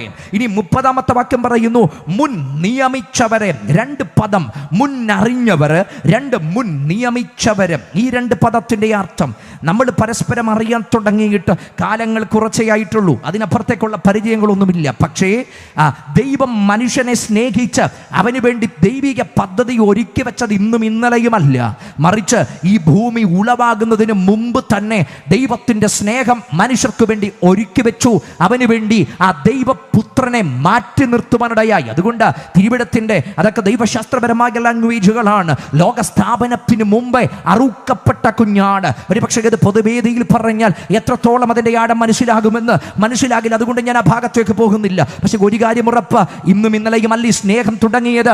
മറിച്ച് ഈ ലോകത്തിന് അടിസ്ഥാനം ഇടുന്നതിന് മുൻപ് തന്നെ ദൈവത്തിൻ്റെ സ്നേഹം എനിക്കും നിങ്ങൾക്കും ഇന്നിലേക്ക് വേണ്ടി അന്നേ ദൈവം ഒരുക്കി വെച്ചെങ്കിൽ ആ സ്നേഹത്തിൻ്റെ പദ്ധതിയും അതിൻ്റെ ഭാഗവുമാണ് ഇതിനകത്തിരിക്കുന്ന ഞാനും നിങ്ങളും ഈ ദേശം മുഴുവനും എന്ന് പറയുന്നത്. അപ്പം ഞാൻ പറഞ്ഞത്, ഈ മനുഷ്യൻ്റെ എല്ലാ തകർച്ചയുടെയും നടുവിൽ അതിനെ മുഴുവൻ മാറ്റാൻ ആരംഭിക്കപ്പെട്ട ഒരു കാര്യത്തിൻ്റെ പേരാണ് ദൈവസ്നേഹം. ഈ ദൈവസ്നേഹം വെളിപ്പെട്ടത് അവിടെയാ, യേശുക്രിസ്തുവിൻ്റെ ജഡവതാരത്തിലൂടെയാ ഈ ദൈവസ്നേഹം വെളിപ്പെട്ടു വന്നത്. യേശുക്രിസ്തുവിൻ്റെ ജഡവതാരത്തിലൂടെ. ഒരുപക്ഷേ കാൽവരി ക്രൂശിനെ ഏറ്റവും അധികം വർണ്ണിക്കുന്നവരാണ് ഞാൻ നിങ്ങളുമൊക്കെ. പക്ഷേ ഞാൻ കാൽവരി ക്രൂശോളം ഏറ്റവും അധികം വിലമതിക്കുന്നത് കാണുന്ന ഒന്നാണ് യേശുക്രിസ്തുവിൻ്റെ ഇൻകാർണേഷൻ എന്ന് പറയുന്നത്. കാരണം മനുഷ്യൻ എപ്പോഴും, ഞാൻ പറഞ്ഞല്ലോ, അവൻ്റെ ഉള്ളിൽ പാപമുണ്ട്. ഈ പാപവുമായിട്ട് അവൻ ആരുടെ മുമ്പിലാണ് വരുന്നത്? നീതിമാനായ ദൈവത്തിന് മുമ്പിലാണ്. നീതിമാനായ ദൈവത്തിന് മുമ്പിൽ ഒരു മനുഷ്യന് വരണമെന്ന് പറഞ്ഞാൽ ദൈവത്തിൻ്റെ വിശുദ്ധിയുടെ മുമ്പിൽ, ദൈവത്തിൻ്റെ നീതിയുടെ മുമ്പിൽ, ദൈവത്തിൻ്റെ പരിശുദ്ധിയുടെ മുമ്പിൽ, ദൈവത്തിൻ്റെ മാറ്റമില്ലായ്മയുടെ മുമ്പിൽ ഈ പാപഭാരവും ഏറിക്കൊണ്ട് മനുഷ്യൻ നിൽക്കാൻ പറ്റുമോ? കഴിയത്തില്ല. അവനൊരിക്കലും ദൈവത്തിന് മുമ്പിൽ നിൽക്കാൻ കഴിയത്തില്ല. അങ്ങനെ ആ ദൈവത്തിന് മുമ്പിൽ നിൽക്കാൻ കഴിയാത്ത മനുഷ്യനെ ആ ദൈവത്തിൻ്റെ മുമ്പിൽ അവനെ നിർത്തേണ്ടതിന്, അവൻ്റെ പാപത്തെ വഹിക്കാൻ ഈ ഭൂമിയിൽ സാക്ഷാൽ ദൈവമായ ആ ദൈവിക പദ്ധതിയുടെ പൂർത്തീകരണമായിരുന്നു ഞാൻ പ്രസംഗിക്കുന്ന കർത്താവായ യേശു ക്രിസ്തുവിലൂടെ ഇന്നേക്ക് 2000 വർഷം മുൻപേ ഈ ഭൂമിയിൽ വെളിപ്പെട്ടു വന്നത്. ശരിക്കും നമ്മളിവിടെ കസേരകളിൽ ഏറ്റവും മാന്യമായിട്ടാണ് നമ്മൾ ഈ കസേരകളിൽ ഇരിക്കുന്നത്. സാധാരണ മിക്ക കൺവെൻഷനുകളും ഞാൻ പലയിടത്തും പറയാറുണ്ട്, എല്ലാ കൺവെൻഷനുകളും ചെന്ന് കഴിയുമ്പോൾ കേൾക്കുന്നൊരു ഭാഗമുണ്ട്, ഈ മുമ്പിലിരിക്കുന്ന കസേരകൾ വെറുതെ ഇടാതെ പുറകെ ഇരിക്കുന്നവരെല്ലാം എന്ത് ചെയ്യണം? പക്ഷെ എല്ലാ കൺവെൻഷനും ഞാൻ കണ്ടൊരു കാര്യമുണ്ട്, എത്രയൊക്കെ പറഞ്ഞാലും മുമ്പിൽ ഒരു 25 കസേര ഒഴിഞ്ഞു കിടക്കും. ഇപ്പോഴും ഇവിടെയും കിടപ്പുണ്ട്. ഇനി ഇവിടെ എത്ര പേരൊക്കെ പറഞ്ഞെന്ന് പറഞ്ഞാൽ എനിക്ക് ഇവിടെ സന്തോഷമുണ്ട്. അവിടെ ഇടയ്ക്ക് ഒരു 3-4 കസേര ഒഴിക്കുക, ബാക്കിയൊക്കെ അവിടെ ഫില്ലായിട്ടിരിക്കുക. സാധാരണ അങ്ങനെയൊന്നും കാണാൻ വഴിയില്ല. നമ്മൾ ഈ മുമ്പിലിരിക്കാൻ ഭയങ്കര മടിയാണ്. പണ്ട് അകത്തുള്ളവർക്ക് വേണ്ടി പറയാം, ഈ പഴയ നിയമ കാലഘട്ടത്തിനകത്തൊക്കെ വിശുദ്ധ സ്ഥലം, അതിവിശുദ്ധ സ്ഥലം, പ്രാകാരം, ഈ 3 തലമുണ്ടല്ലോ. പ്രാകാരം വരെ സാധാരണ ആൾക്കാർക്ക് വരാൻ പറ്റത്തുള്ളൂ. വിശുദ്ധ സ്ഥലത്ത് പുരോഹിതന്മാർക്കേ പറ്റത്തുള്ളൂ, അതിവിശുദ്ധ സ്ഥലത്ത് മഹാപുരോഹിതന് വർഷത്തിൽ ഒരിക്കലേ പറ്റത്തുള്ളൂ. അപ്പം ഈ പ്രാകാരത്തിൽ നിൽക്കുന്ന വിശ്വാസിക്ക് അല്ലെങ്കിൽ സാധാരണ മനുഷ്യർക്ക് എന്തായാലും ഒരു ചിന്തയുണ്ട്, ഞങ്ങൾക്ക് എവിടെ വരെ എത്താൻ പറ്റത്തില്ല, ഈ അതിവിശുദ്ധ സ്ഥലം വരാൻ പറ്റത്തില്ല. നമ്മളിപ്പോഴും ആ ഒരു കാര്യത്തിനകത്ത്, ആ പ്രാകാരത്തിനകത്ത് നിൽക്കുക. ഈ മുമ്പിലോട്ട് കയറാൻ പറഞ്ഞാൽ നമ്മൾ എന്ത് ചെയ്യത്തില്ല, ഒട്ടും മുമ്പിലോട്ട് കയറത്തില്ല. 2-3 പ്രാവശ്യമൊക്കെ പറഞ്ഞു കഴിയുമ്പോൾ മാത്രമേ അല്പം ഒരു 2 കസര മുമ്പോട്ട് കയറിയിരിക്കത്തുള്ളൂ. പക്ഷേ ഞാനിങ്ങനെ ചിന്തിച്ചു, അങ്ങനെ ഇരിക്കുമ്പോൾ നമ്മളൊന്ന് ചിന്തിക്കണം, എൻ്റെ കർത്താവ് ആ സ്വർഗ്ഗസിംഹാസനത്തിനകത്ത് ഇരിക്കുമ്പം കർത്താവ് ആ ഒരു ചിന്ത എടുത്തിരുന്നെങ്കിൽ ഇന്ന് രാത്രി ഇവിടെ ഇരിക്കാൻ ഞാനും നിങ്ങളും ബാക്കി കിടക്കത്തില്ല. കാരണം അവിടുന്ന് ആർക്കും നിയന്ത്രിക്കാൻ കഴിയാത്ത, ആർക്കും ഒതുക്കാൻ കഴിയാത്ത, കാലചക്രത്തിന് വഹിക്കാൻ കഴിയാത്ത, കാലത്തെ നിയന്ത്രിക്കുന്ന കാലാതീതനായവൻ, അത്യുന്നതനായ ദൈവം എന്നെയും നിങ്ങളെയും വീണ്ടെടുക്കേണ്ടതിന് ആ സ്വർഗത്തിൻ്റെ മണിമകുടമായവൻ ഈ ഭൂമിയിലേക്ക് ഇറങ്ങി വന്നതുകൊണ്ട് ഇന്ന് രാത്രി അഭിമാനത്തോടെ നമ്മളിവിടെ ഗൗരവത്തോടെ ഇരിക്കുന്നത്. എന്ന് പറഞ്ഞാൽ അവിടുന്ന് ആ സ്വർഗ്ഗസിംഹാസനത്തിനകത്തുനിന്ന് ഇറങ്ങി വന്ന്, പാട്ടുകാർ, എൻ്റെ പ്രിയ സഹോദരങ്ങൾ, അവരൊക്കെ പാടുന്നൊരു പാട്ടുണ്ട്, പട്ടിനുള്ള മൂലവസ്തു സൃഷ്ടി ചെയ്ത ദൈവമേ. പട്ടിനുള്ള മൂലവസ്തു ആരാ സൃഷ്ടി ചെയ്തത്? അവിടുന്ന് സൃഷ്ടി ചെയ്തത്. പട്ടിനുള്ള മൂലവസ്തുവായ പട്ടുനൂൽ പുഴുവിനെ ഇവിടെ സൃഷ്ടിച്ചിട്ട് അതിനകത്തുനിന്ന് ആ നെയ്തെടുക്കുന്ന വില കൂടിയ പട്ടിൻ്റെ വസ്ത്രങ്ങൾ ഈ സമൂഹത്തിനകത്ത് പ്രസക്തമായി. എൻ്റെ കർത്താവ് വന്ന കാലഘട്ടത്തിലും പ്രസക്തമാണ്. പക്ഷെ പട്ടുവസ്ത്രത്തിനകത്ത് പൊതിയപ്പെട്ടല്ല, അവിടുന്ന് ആ കീറ്റുശീലക്കകത്ത് പൊതിയപ്പെട്ടു. അതും പാട്ടുകാരനാണ് പറഞ്ഞത്, കീറ്റുശീലയിൽ പൊതിഞ്ഞവിടുത്തെ കാലിത്തൊഴുത്തിനകത്ത് കിടത്തി. കീറ്റുശീലയാണോന്നൊന്നും അറിയത്തില്ല, പക്ഷെ ഉദ്ദേശിച്ച ഒരു അർത്ഥം ഞാൻ പറയാം. അതൊരു സാധാരണ ലിനനായിരുന്നു, ഒരു കോമൺ ലിനനായിരുന്നു. ഒരു സാധാരണക്കാരൻ ഉപയോഗിക്കാൻ പറ്റുന്ന സാധാരണ വസ്ത്രം പൊതിഞ്ഞ് എൻ്റെ യേശുവിനെ അവിടെ കിടത്തിയതിനൊരൊറ്റ കാരണമേയുള്ളൂ, സകലത്തിൻ്റെയും കാരണഭൂതനായവൻ അങ്ങനെ താഴ്ച വന്ന് അവിടെ ആയതിന് ഒറ്റ കാരണമേയുള്ളൂ. നമ്മുടെ കർത്താവായ യേശു ക്രിസ്തു മഹാസമ്പന്നനായിരുന്നിട്ടും അവിടുത്തെ ദാരിദ്ര്യത്താൽ നിങ്ങൾ സമ്പന്നരാകേണ്ടതിന് നിങ്ങൾ നിമിത്തം ദരിദ്രരായിത്തീരുന്ന കൃപ നിങ്ങൾ മറന്നു പോകരുത്. ഇന്ന് രാത്രി ഞാൻ ദേശത്തോട് പങ്കുവെക്കാൻ താല്പര്യപ്പെടുന്നത്, മനുഷ്യനെ രക്ഷിപ്പാൻ, മനുഷ്യൻ്റെ അവസ്ഥക്കകത്തുനിന്ന് അവനെ പുറപ്പെടുത്തുവാൻ മതങ്ങൾക്കും സാഹചര്യങ്ങൾക്കും സിദ്ധാന്തങ്ങൾക്കും അർപ്പണങ്ങൾക്കും തർപ്പണങ്ങൾക്കും ആചാരങ്ങൾക്കും അനുഷ്ഠാനങ്ങൾക്കും പെരുന്നാളുകൾക്കും പദയാത്രകൾക്കും തീർത്ഥയാത്രകൾക്കും യാഗയോഗ കർമാദികൾക്കും അബദ്ധജടിലമായ ആചാരാനുഷ്ഠാനങ്ങൾക്കും ഒന്നും മനുഷ്യനെ പുറത്തു കൊണ്ടുവരാൻ കഴിയാതിരുന്നപ്പോൾ കാലത്തിൻ്റെ തികവിൽ, കാലത്തിൻ്റെ ചേറ്റുകണ്ടത്തിനകത്ത് വിതയ്ക്കപ്പെട്ട്, കാലത്തിൻ്റെ കനൽ വഴികൾക്കകത്തൂടെ നടക്കപ്പെട്ട് മനുഷ്യന്റെ പാപത്തെ വഹിച്ചുകൊണ്ട് ഇന്നേക്ക് 2000 വർഷങ്ങൾക്ക് മുമ്പ് പാപം അവന് വരുത്തിയ സകല തകർച്ചയും മാറ്റിമറിച്ചുകൊണ്ട് അവന്റെ ജീവിതത്തിൽ പ്രത്യാശ നൽകിയ ഒരേ ഒരുവൻ മാത്രമേ ഉള്ളൂ. ആ വ്യക്തിയെ ഇന്ന് രാത്രി ഞാൻ ഉയർത്തുന്നു. അതത്രേ നാസറയനായ യേശു ക്രിസ്തു. ആ യേശുവിന്റെ രക്തത്താൽ ഇന്ന് രാത്രി വിലയ്ക്ക് വാങ്ങപ്പെട്ടവർ ഇതിനകത്തുണ്ടെങ്കിൽ ഏറ്റവും സന്തോഷത്തോടെ അകം നിറഞ്ഞു ദൈവത്തിന് നന്ദി പറഞ്ഞിട്ട് പറ, ആ വിലയേറിയ രക്തത്തിന്റെ വിലയാണ് ഞാൻ. ഹല്ലേലൂയ. എൻ്റെ പ്രിയരെ, ആ സ്നേഹം നമ്മൾ ആവോളം അനുഭവിച്ചു. ഞാൻ ഈ സ്നേഹത്തെ പങ്കുവെക്കുമ്പോഴൊക്കെ പറയുന്നൊരു ഭാഗമുണ്ട്. ആ സ്നേഹം ഏറ്റവും അധികം നിങ്ങൾക്ക് കാണണം അവിടുത്തെ പ്രായശ്ചിത്ത മരണം. നിങ്ങൾ നോക്കിയാൽ മതി, പ്രായശ്ചിത്ത മരണം. ആ മരണത്തെ ഈ റോമാലേഖനം തന്നെ പറയുന്ന ഒരു കാര്യമുണ്ട്, പ്രായശ്ചിത്തമായി യേശുവിനെ പരസ്യമായിട്ട് നിർത്തിയിരിക്കുന്നു. ഒരു പദം 3-ാം അധ്യായം പറയുന്നൊരു പദമാ, പ്രായശ്ചിത്തമായിട്ട് യേശുവിനെ പരസ്യമായിട്ട് നിർത്തിയിരിക്കുകയാണ്. നിങ്ങളെ പ്രായശ്ചിത്ത മരണം, റാൻസം എന്ന ആ ഒരു വാക്കിനെ, അല്ലെങ്കിൽ പ്രൊപ്രീറ്ററി ഡെത്ത് ഓഫ് ജീസസ്, യേശുവിൻ്റെ പകരം മരണം, പ്രായശ്ചിത്ത മരണം, ഈ ഒരു പദത്തെ നിങ്ങളൊന്ന് നോക്കിയാൽ ശരിക്കും അതിൻ്റെ അർത്ഥം ഭയങ്കരമാണ്. കാരണം പകരമായിട്ട് ഒരുവനെ നിർത്തിയിരിക്കുകയാണ്. ഒരു സംഭവം എൻ്റെ മനസ്സിലൂടെ വരുന്നതുണ്ട്. അത് ഇന്നേക്ക് ചില വർഷങ്ങൾക്ക് പുറകിൽ അമേരിക്കയിലെ ഒരു പട്ടണത്തിനകത്ത്, ഒരു പർട്ടിക്കുലർ സ്റ്റേറ്റിനകത്ത്, അവിടെ ഈ ട്രാഫിക് ലംഘനം നടത്തുന്ന ഒരു വ്യക്തിക്ക് കൊടുക്കുന്ന ഒരു ശിക്ഷയുണ്ട്. സാധാരണ അനുവദനീയമായ കൂടുതൽ സ്പീഡിൽ ഓടിക്കഴിഞ്ഞാൽ ലൈവായിട്ട് അവിടെ നിൽക്കുകയാണെങ്കിൽ പോലീസ് ലൈവായിട്ട് ടിക്കറ്റ് അവർക്ക് കൊടുക്കും. എന്നാൽ ഈ 2 സ്റ്റേറ്റുകൾക്കകത്തൊരു പ്രത്യേക നിയമമുണ്ട്. അത് ചില വർഷങ്ങൾക്ക് പുറകിൽ അവിടെയുള്ള മീഡിയകൾ പോലും റിപ്പോർട്ട് ചെയ്യപ്പെട്ടൊരു വാർത്തയാണിത്. അവിടെ ഇങ്ങനെ പിടിക്കപ്പെടുന്ന ഒരു വ്യക്തിയെ നേരെ കോടതി മുറിക്കകത്തൊക്കെ കൊണ്ടുവരുന്നത്. കോടതി മുറിക്കകത്ത് കൊണ്ടുവരിക മാത്രമല്ല, ആ കോടതി മുറിയിൽ അത് വിചാരണ ചെയ്യപ്പെടും. വിചാരണ ചെയ്യപ്പെട്ടത് തെളിയപ്പെടുകയാണെങ്കിൽ ആ ശിക്ഷ ഏറ്റവും ലൈവായിട്ട് കൊടുക്കും. അതല്ലെങ്കിൽ അവരെ തടവിന് വിടും. ഒന്നെങ്കിൽ ഫൈൻ കൊടുക്കും, അല്ലെങ്കിൽ തടവിന് വിടും. ഇതായിരുന്നു ശിക്ഷ കൊടുക്കുന്നത്. അങ്ങനെ ഒരു 18-19 വയസ്സ് പ്രായമുള്ള ഒരു പെൺകുട്ടി ഭയങ്കര അലക്ഷ്യമായ രീതിയിൽ അവൾ വണ്ടി ഓടിച്ചുകൊണ്ട് അനുവദീയ സ്പീഡിനേക്കാൾ ഏതാണ്ട് ഒരു 10-25 മൈലുകൾ വേഗത്തിൽ അവൾ വണ്ടി ഓടിച്ചുകൊണ്ട് വരുന്നു. അവൾ ആ പോലീസിന്റെ പിടിയിലായി. അവളെ കോടതിയുടെ മുമ്പിലേക്ക് കൊണ്ടുവന്നു. കോടതി അത് വിചാരണ ചെയ്യപ്പെട്ടു. വിചാരണ ചെയ്യപ്പെട്ടപ്പോൾ ഈ പെൺകുട്ടി തന്നെ സംഭവിച്ചു, ഞാൻ അങ്ങനെ തന്നെയാണ് വണ്ടി ഓടിച്ചത്. അവിടെ കോടതിയുടെ മുമ്പിൽ അവിടെ കുറ്റം തെളിയപ്പെട്ടു. കോടതി ആ കുറെ വർഷങ്ങൾക്ക് മുമ്പ് അവൾക്ക് കൊടുത്തൊരു ശിക്ഷയുണ്ട്. ഒന്നെങ്കിൽ $100 നീ പിഴയടയ്ക്കണം. $100 പിഴ. അത് ഇപ്പോൾ നിനക്ക് അടയ്ക്കാനില്ലെങ്കിൽ അടുത്ത 24 മണിക്കൂർ മണിക്കൂർ നീ തടവിനകത്ത് കിടക്കണം. ഒന്നെങ്കിൽ $100 പിഴ, അല്ലെങ്കിൽ 24 മണിക്കൂർ തടവ്. ഇത് അവൾക്കുള്ള ശിക്ഷയാണ്. പക്ഷേ ആ പെൺകുട്ടിയുടെ മാനസിക നില ആ നിമിഷം അവൾക്ക് $100 പേ ചെയ്യാൻ കഴിയുന്നൊരു നിലയിലായിരുന്നില്ല. അവരുടെ പക്കൽ അതിനുള്ള യാതൊരു റിസോഴ്സുകളും ആ നിമിഷം അവിടെ പക്കലില്ല. എന്ന് പറഞ്ഞാൽ അവിടെ മുമ്പിൽ ഇനി ബാക്കിയുള്ളത് 24 മണിക്കൂർ തടവ് അവിടെ മുമ്പിൽ നിൽക്കുകയാണ്. ആ കോടതി മുറിയിൽ നിസ്സഹായായി നിന്ന പെൺകുട്ടിയെ ആ തടവിലേക്ക് കൊണ്ടുപോകുവാൻ അവളെ പിടിച്ചു കൊണ്ടുപോകുന്ന സമയത്ത് ആ കോടതിയെ അമ്പരപ്പിച്ചൊരു സംഭവം അവിടെ നടന്നു. ആ കോടതിയിൽ അവൾക്ക് ശിക്ഷ വിധിച്ച ന്യായാധിപൻ തൻ്റെ ഔദ്യോഗിക വസ്ത്രം അവിടെ ഊരിവെച്ചിട്ട് ഈ മനുഷ്യൻ താഴേക്കിറങ്ങി ചെന്നു. ആ പെൺകുട്ടിയുടെ അടുക്കലേക്ക് ഓടിച്ചെന്ന് അവളെ ഒന്ന് ഹഗ് ചെയ്തു. ഈ മനുഷ്യനെ കണ്ടതും ആ പെൺകുട്ടി ആ മനുഷ്യൻ്റെ കൈ ആ മനുഷ്യൻ്റെ തോളിലേക്ക് ചാഞ്ഞ് അദ്ദേഹത്തെ ആ ചുംബനം കൊണ്ട് മൂടി. ഇവർ രണ്ടുപേരും അവിടെ നിന്നുകൊണ്ട് ഒന്ന് കരഞ്ഞു. എന്നിട്ട് ഈ മനുഷ്യൻ ആ പെൺകുട്ടിയുമായിട്ട് ആ ഫൈൻ അടയ്ക്കുന്ന കൗണ്ടറിൽ ചെന്ന് ഇവൾക്ക് വേണ്ടി $100 ഫൈൻ അടച്ചു. സംഭവിച്ചൊരു കാര്യം അവളോട് പറഞ്ഞു, ഇനിയും നീ ഒരിക്കലും ഇതിൻ്റെ ശിക്ഷ അനുഭവിക്കേണ്ടി വരത്തില്ല. ഇപ്പോൾ മുതൽ നിനക്ക് പുറത്തു പോകാം. കോടതിക്ക് എന്ത് സംഭവിക്കുന്നുവെന്ന് പലർക്കും അത് മനസ്സിലായില്ല. കാരണം ഇതിനു മുൻപും ഇതേ തെറ്റുകൾ ചെയ്തു വന്ന പലരെയും $100 പിഴവരച്ചതാണ്. അവർക്ക് കൊടുക്കാൻ പറ്റുന്നില്ലെങ്കിൽ അവിടെ ശിക്ഷയ്ക്ക് വേണ്ടി അവരെ ജയിലിലേക്ക് കൊണ്ടുപോയതാണ്. പക്ഷേ എന്തുകൊണ്ട് ഈ പെൺകുട്ടിയുടെ കേസിൽ മാത്രം ഈ മനുഷ്യൻ ഇങ്ങനെ ചെയ്തു? അപ്പോഴാ കോടതിക്ക് മനസ്സിലായത്, അവിടെയുള്ള ജനത്തിന് മനസ്സിലായത്, ഇന്നേക്കും 4 മാസങ്ങൾക്ക് പുറകിൽ അപ്പനോടുള്ള അഭിപ്രായ വ്യത്യാസത്തിന്റെ പേരിൽ വീട് വിട്ടിറങ്ങിപ്പോയ ഈ കോടതിയിലെ ജഡ്ജിന്റെ ഏക മകളാണ് ഈ മുമ്പിൽ നിൽക്കുന്നത്.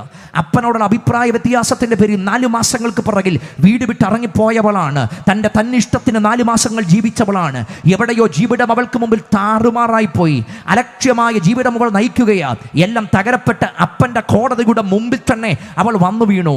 അപ്പോൾ ചോദിക്കും, ലൂപ്പ് ഹോളുകൾ കണ്ടെത്തിയ അപ്പന് ആ പെൺകുട്ടിയെ വെറുതെ വിട്ടുകൂടായിരുന്നോ? കഴിയും, കോടതിക്കല്ലേ. ആ മനുഷ്യൻ എന്തെങ്കിലുമൊക്കെ ലൂപ്പ് ഹോളുകൾ കണ്ടെത്തി ആ പെൺകുട്ടിയെ രക്ഷിക്കാൻ കഴിയും. പക്ഷെ സ്വന്തം മോളാണെങ്കിലും ശരി, ചെയ്തത് കുറ്റമായതുകൊണ്ട് ചെയ്ത കുറ്റത്തിന് ശിക്ഷയുണ്ട്. തെറ്റ് തന്നെയാണ്.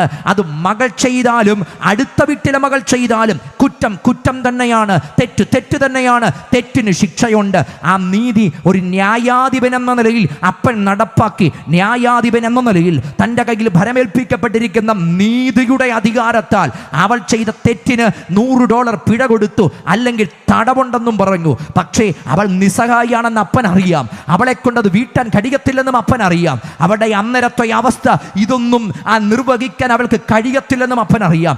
അതുകൊണ്ട് ആ നീതി നടപ്പാക്കുമ്പോൾ ന്യായാധിപനായ അപ്പൻ ഒരു നിമിഷം ന്യായാധിപന്റെ ഔദ്യോഗിക വസ്ത്രം മാറ്റിവെച്ചിട്ട് ഔദ്യോഗിക വസ്ത്രത്തിനപ്പുറത്തേക്ക് താഴേക്ക് ഇറങ്ങിച്ചെന്നിട്ട് അവളെ ഒന്ന് കെട്ടിപ്പിടിച്ചിട്ട് പറഞ്ഞു, നീ ചെയ്തത് തെറ്റാണ്, നിനക്കുള്ള ശിക്ഷ ഞാൻ വിധിച്ചിട്ടുമുണ്ട്. പക്ഷേ നിന്റെ കേസിൽ മറ്റുള്ളവരുടെ കേസിനേക്കാൾ ഒരു വ്യത്യാസമുണ്ട്. നീ ചെയ്ത തെറ്റിൻ്റെ ശിക്ഷ നിനക്ക് പകരമായിട്ട് ഇവിടെ ഇതാ ഞാൻ പേ ചെയ്യുകയാണ്. നീ കൊടുക്കേണ്ട പ്രൈസാണ്, നീ കൊടുക്കേണ്ട വിലയാണ്, നീ അനുഭവിക്കേണ്ട ശിക്ഷയാ. പക്ഷെ ഇനിമേൽ നീ ശിക്ഷ അനുഭവിക്കത്തില്ല.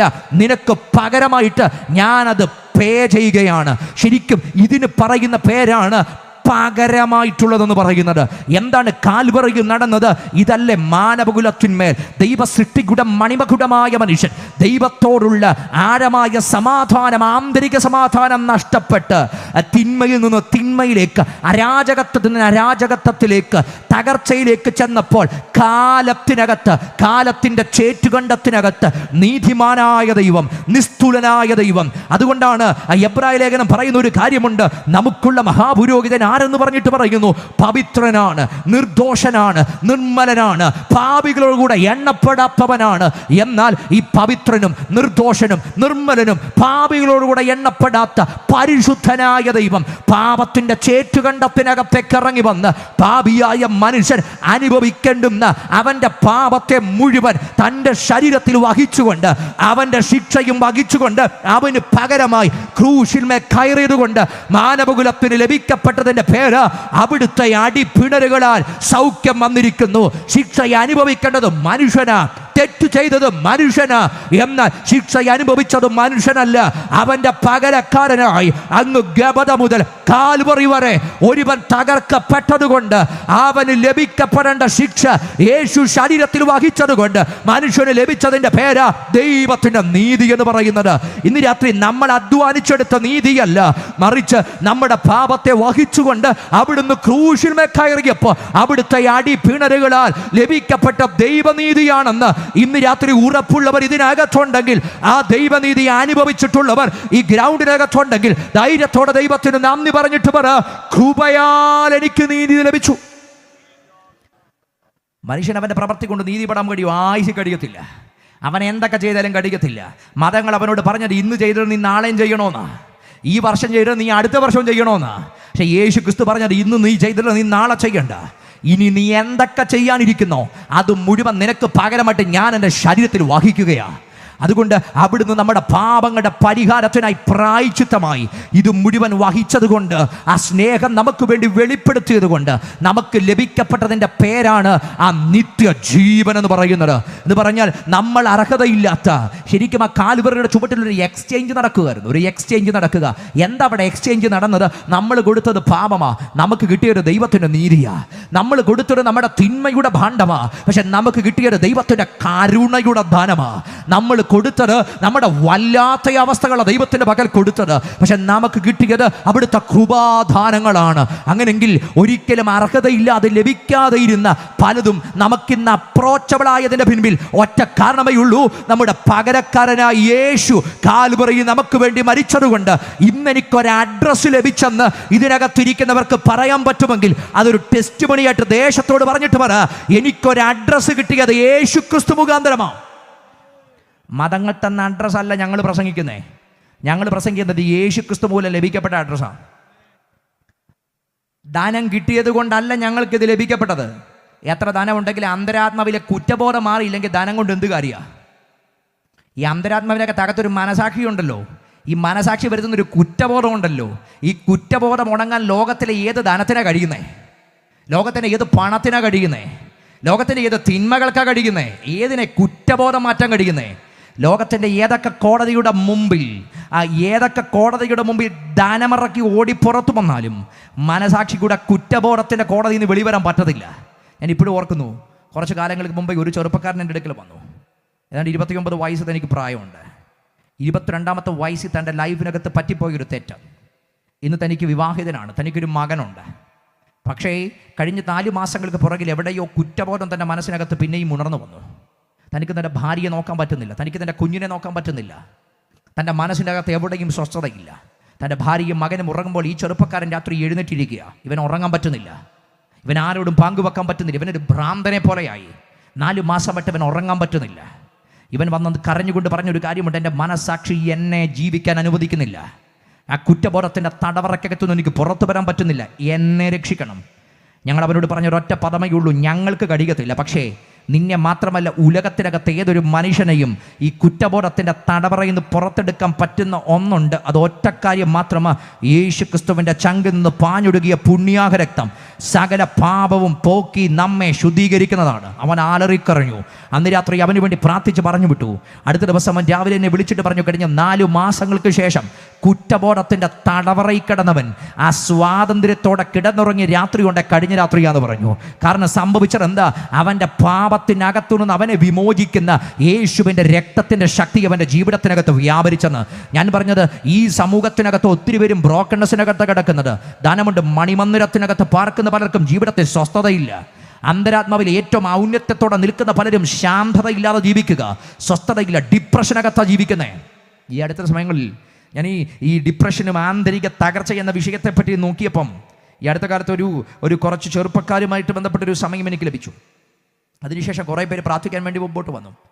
13ഉം 12ഉം വയസ്സുള്ള 2 കുഞ്ഞുങ്ങളെ ഞാൻ അതിനകത്ത് കണ്ടു. അതിൽ 13 വയസ്സുള്ള ആൾ എന്നോട് പറഞ്ഞൊരു പദമുണ്ട്, കഴിഞ്ഞ 3 വർഷമായിട്ട് ഞാൻ ഡിപ്രഷനകത്താണ്. 13 വയസ്സുള്ള ആൾ 3 വർഷമായിട്ട് ഞാൻ ഡിപ്രഷനകത്താണ്. എന്നിട്ട് പറഞ്ഞൊരു 3-4 പ്രാവശ്യം സൂയിസൈഡിന് അറ്റംപ്റ്റ് ചെയ്തു. 3-4 പ്രാവശ്യം സൂയിസൈഡിന് അറ്റംപ്റ്റ് ചെയ്തു. വയസ്സ് 13. ഞാൻ പറഞ്ഞത് തകർച്ച അതിൻ്റെ ഏറ്റവും ആഴത്തിലെത്തി നിൽക്കുന്ന സമയമാണ്. തകർച്ച അതിൻ്റെ ഏറ്റവും ആഴത്തിലെത്തി നിൽക്കുക. അടുത്തൊരു 12 വയസ്സുള്ള കൊച്ചിനെയും കൊണ്ട് അതിനെ അപ്പനും അമ്മയുമാണ് വന്നത്. അതിനെപ്പറ്റി പറഞ്ഞൊരു കാര്യമുണ്ട്. ഈ കുഞ്ഞ് പഠിക്കാൻ ഭയങ്കര മിടുക്കുക, പക്ഷെ പെട്ടെന്ന് ഒരു ദിവസം എന്തൊക്കെയോ ഒരു മാറ്റം സംഭവിച്ചു. അതിൻ്റെ ലൈഫ് ഭയങ്കരമായിട്ട് തിരിഞ്ഞു പോയി. ഇത് ആത്മഹത്യ ചെയ്യാൻ ശ്രമിക്കുന്നതിൻ്റെ റൈറ്റ് ടൈമിൽ അതിൻ്റെ അപ്പൻ എങ്ങനെയോ കണ്ടതുകൊണ്ട് ആ കുഞ്ഞ് സർവൈവായി. അന്ന് എനിക്കൊരു മനസ്സിലായി, ബ്രോക്കൺനെസ് അതിൻ്റെ ആഴത്തിൽ ഇറങ്ങിക്കിടക്കുന്ന ഒരു വല്ലാത്ത കാലത്താണ് നമ്മൾ ജീവിക്കുന്നത്. തകർച്ച അതിൻ്റെ ആഴത്തെ തലത്തിലേക്ക്, കുറ്റബോധത്തിനകത്താണ് പലരും ജീവിക്കുന്നത്. കുറ്റബോധത്തിനകത്ത് അവർക്ക് തടവറയിൽ നിന്ന് പുറത്തു പറ്റാൻ പറ്റുന്നില്ല. കുടുംബം തകർന്നവർ പലരും, ജീവിതം തകർന്നവർ പലരും, ഈ മുറിവുകൾ ഉണങ്ങാത്തവർ പലരും, വല്ലാത്ത മുറിവുകളോടെ ജീവിക്കുന്നവർ പലരും. ഇതിനകത്തുനിന്ന് അവർക്ക് പുറത്തു വരാൻ പറ്റുന്നില്ല, ലൈഫ് ആസ്വദിക്കാൻ പറ്റുന്നില്ല, സമാധാനം അനുഭവിക്കാൻ പറ്റുന്നില്ല, മുറിവുകൾക്കകത്ത് ജീവിക്കുക. ഇന്ന് രാത്രി അതിനാണ് ഞാൻ ഈ സന്ദേശം പറയുന്നത്. നിങ്ങളുടെ മുറിവിനകത്തോട് നിങ്ങളെ പുറത്തു കൊണ്ടുവരുവാൻ, നിങ്ങളുടെ തകർച്ചക്കകത്തോട് നിങ്ങളെ പുറത്തു കൊണ്ടുവരാൻ ഒറ്റ കാര്യത്തിന് മാത്രമേ കഴിയത്തുള്ളൂ. അതാണ് നിങ്ങളെ സ്നേഹിച്ചൊരു സ്നേഹമുണ്ട്. സകല മാനവകുലത്തെ സ്നേഹിച്ചൊരു സ്നേഹമുണ്ട്. നിങ്ങളെ സ്നേഹിക്കുന്ന ഒരു അപ്പനുണ്ട്. അപ്പൻ എന്ന പദം പേടിയുള്ളവരുണ്ട് കേട്ടോ. അപ്പൻ എന്ന പദം പേടിയുള്ളവരുണ്ട്. ഞാൻ ഒരിടത്ത് ഈ അപ്പൻ എന്ന പദത്തെപ്പറ്റി പറഞ്ഞു. പക്ഷേ അന്ന് രാത്രി ഭയങ്കര ദൈവസാന്നിധ്യം അവിടെ ഉണ്ടായിരുന്നു. ഒത്തിരി പേര് കരഞ്ഞുകൊണ്ട് ദൈവസാന്നിധ്യത്തിന് മുമ്പിലേക്ക് വന്നു. പക്ഷേ അതിനകത്ത് 65 വയസ്സുള്ള ഒരു പിതാവിനോട് പറഞ്ഞൊരു പദം എന്നെ ഞെട്ടിച്ചളഞ്ഞു. അദ്ദേഹം പറഞ്ഞു, എൻ്റെ പാസ്റ്റർ, എൻ്റെ ലൈഫിനകത്ത് ഞാൻ ഏറ്റവും പേടിയോടെ കേൾക്കുന്ന ഒരു പദമുണ്ടെങ്കിൽ അപ്പൻ എന്ന പദമാണ്. എൻ്റെ ലൈഫിനകത്ത് ഞാൻ ഏറ്റവും പേടിയോടെ കേൾക്കുന്ന ഒരു പദമുണ്ടെങ്കിൽ അപ്പൻ എന്ന പദമാണ്. കാരണം തൻ്റെ ചൈൽഡ്ഹുഡ് മെമ്മറീസിനൊക്കെ ഇത് താൻ നല്ലൊരു അപ്പനാ, താൻ നല്ലൊരു വല്യപ്പച്ചനും കൂടെയാ. പക്ഷേ അദ്ദേഹത്തിൻ്റെ ചൈൽഡ്ഹുഡ് മെമ്മറീസിനകത്ത് നോക്കുമ്പോൾ തനിക്ക് നല്ലൊരു അപ്പനില്ല. കാരണം തൻ്റെ അപ്പനെ പറ്റിയുള്ള തൻ്റെ ചിത്രമെന്ന് പറയുന്നത് ഭയങ്കര ഭീകരനായൊരു മനുഷ്യൻ, ഭയങ്കര മർദ്ദിക്കുന്ന ഒരു മനുഷ്യൻ, അമ്മയെ മർദ്ദിക്കുന്ന ഒരു മനുഷ്യൻ, ഇദ്ദേഹത്തെ മർദ്ദിക്കുന്ന ഒരു മനുഷ്യൻ. നല്ലൊരൊറ്റ ഓർമ്മ പോലും ഈ മനുഷ്യൻ്റെ മനസ്സിലില്ല. അദ്ദേഹം എന്നോട് പറഞ്ഞൊരു പദമുണ്ട്, ഇന്ന് 65-ാമത്തെ വയസ്സിലും ചില രാത്രികൾക്കകത്ത് ഞാൻ ഞെട്ടി എഴുന്നേൽക്കും. എൻ്റെ അപ്പൻ്റെ ഭീകര ശബ്ദം കേട്ട് ഞാൻ ഞെട്ടി ഇപ്പോഴും എഴുന്നേൽക്കാറുണ്ട് എന്ന് പറഞ്ഞാൽ അദ്ദേഹത്തിന് അപ്പൻ എന്ന പദം ഒരു ഭീകര പദമായിട്ട് നിൽക്കുക. എന്നാൽ ഇന്ന് രാത്രി ഞാനൊന്ന് പറയാം, ഒരു സ്നേഹിക്കുന്ന ഒരപ്പനെ ബൈബിൾ വെളിപ്പെടുത്തുന്നുണ്ട്. എത്ര ഭീകരമായ, എത്ര ഭീഭത്സകമായ സാഹചര്യത്തിനകത്ത് നിൽക്കുന്ന ഒരു മനുഷ്യനെയും ദൈവസ്നേഹത്തിൻ്റെ ഒഴുക്കവൻ്റെ അന്തരാത്മാവിൽ ഒഴുകിയാൽ അവന് അപ്പനെ തിരിച്ചു സ്നേഹിക്കാൻ കഴിയുന്ന രീതിയിൽ അവൻ്റെ ലൈഫിനെ മുഴുവൻ മാറ്റിമറിക്കാൻ കഴിയുന്ന ഒരു ദൈവസ്നേഹമുണ്ട്. ആ ദൈവസ്നേഹമാണ് ഇന്ന് രാത്രി ഞാൻ ഈ ദേശത്തിന് പങ്കുവെച്ചു തരുന്നത്. ജീവിതത്തിൻ്റെ ഏതെങ്കിലുമൊക്കെ തലത്തിനകത്ത് വല്ലാതെ തകർന്നു പോയ ആരെങ്കിലും ഞങ്ങളെ കേൾക്കുന്നെങ്കിൽ നിങ്ങളുടെ ലൈഫിനെ എൻകൗണ്ടർ ചെയ്യുന്നത് ഈ മഹാസ്നേഹമാകട്ടെ, ദൈവസ്നേഹമാകട്ടെ. നിങ്ങളുടെ ലൈഫിനെ മുഴുവൻ മാറ്റിമറിക്കാൻ കഴിയുന്ന ഒറ്റ ഇടമേ ഉള്ളൂ. അത് ദൈവസ്നേഹത്തിൻ്റെ മുമ്പിൽ നിങ്ങളുടെ ജീവിതം മുഴുവൻ മാറിമറിയും. മറ്റൊന്നിനും കഴിയത്തില്ല. പണത്തിനോ പ്രതാപത്തിനോ ആഢ്യത്വത്തിനോ കഴിയത്തില്ല. ഞാൻ ഒരു ചെറുപ്പക്കാരനെ പരിചയപ്പെട്ടു. കാനഡയിൽ വെച്ച് അവനെ പരിചയപ്പെട്ടത്. ഈ പരിചയപ്പെടുന്നത് ഇതുപോലെ ഒരു അകത്തു നടന്നൊരു യോഗത്തിന് ശേഷം അവൻ മുൻപോട്ട് ഓടി വന്ന് കരഞ്ഞുകൊണ്ട് എന്നോട് പറഞ്ഞൊരു പദം ഇപ്പോഴും എൻ്റെ മനസ്സിനകത്ത് കിടപ്പുണ്ട്. അത് ഇപ്രകാരമായിരുന്നു, can I have any hope in Jesus?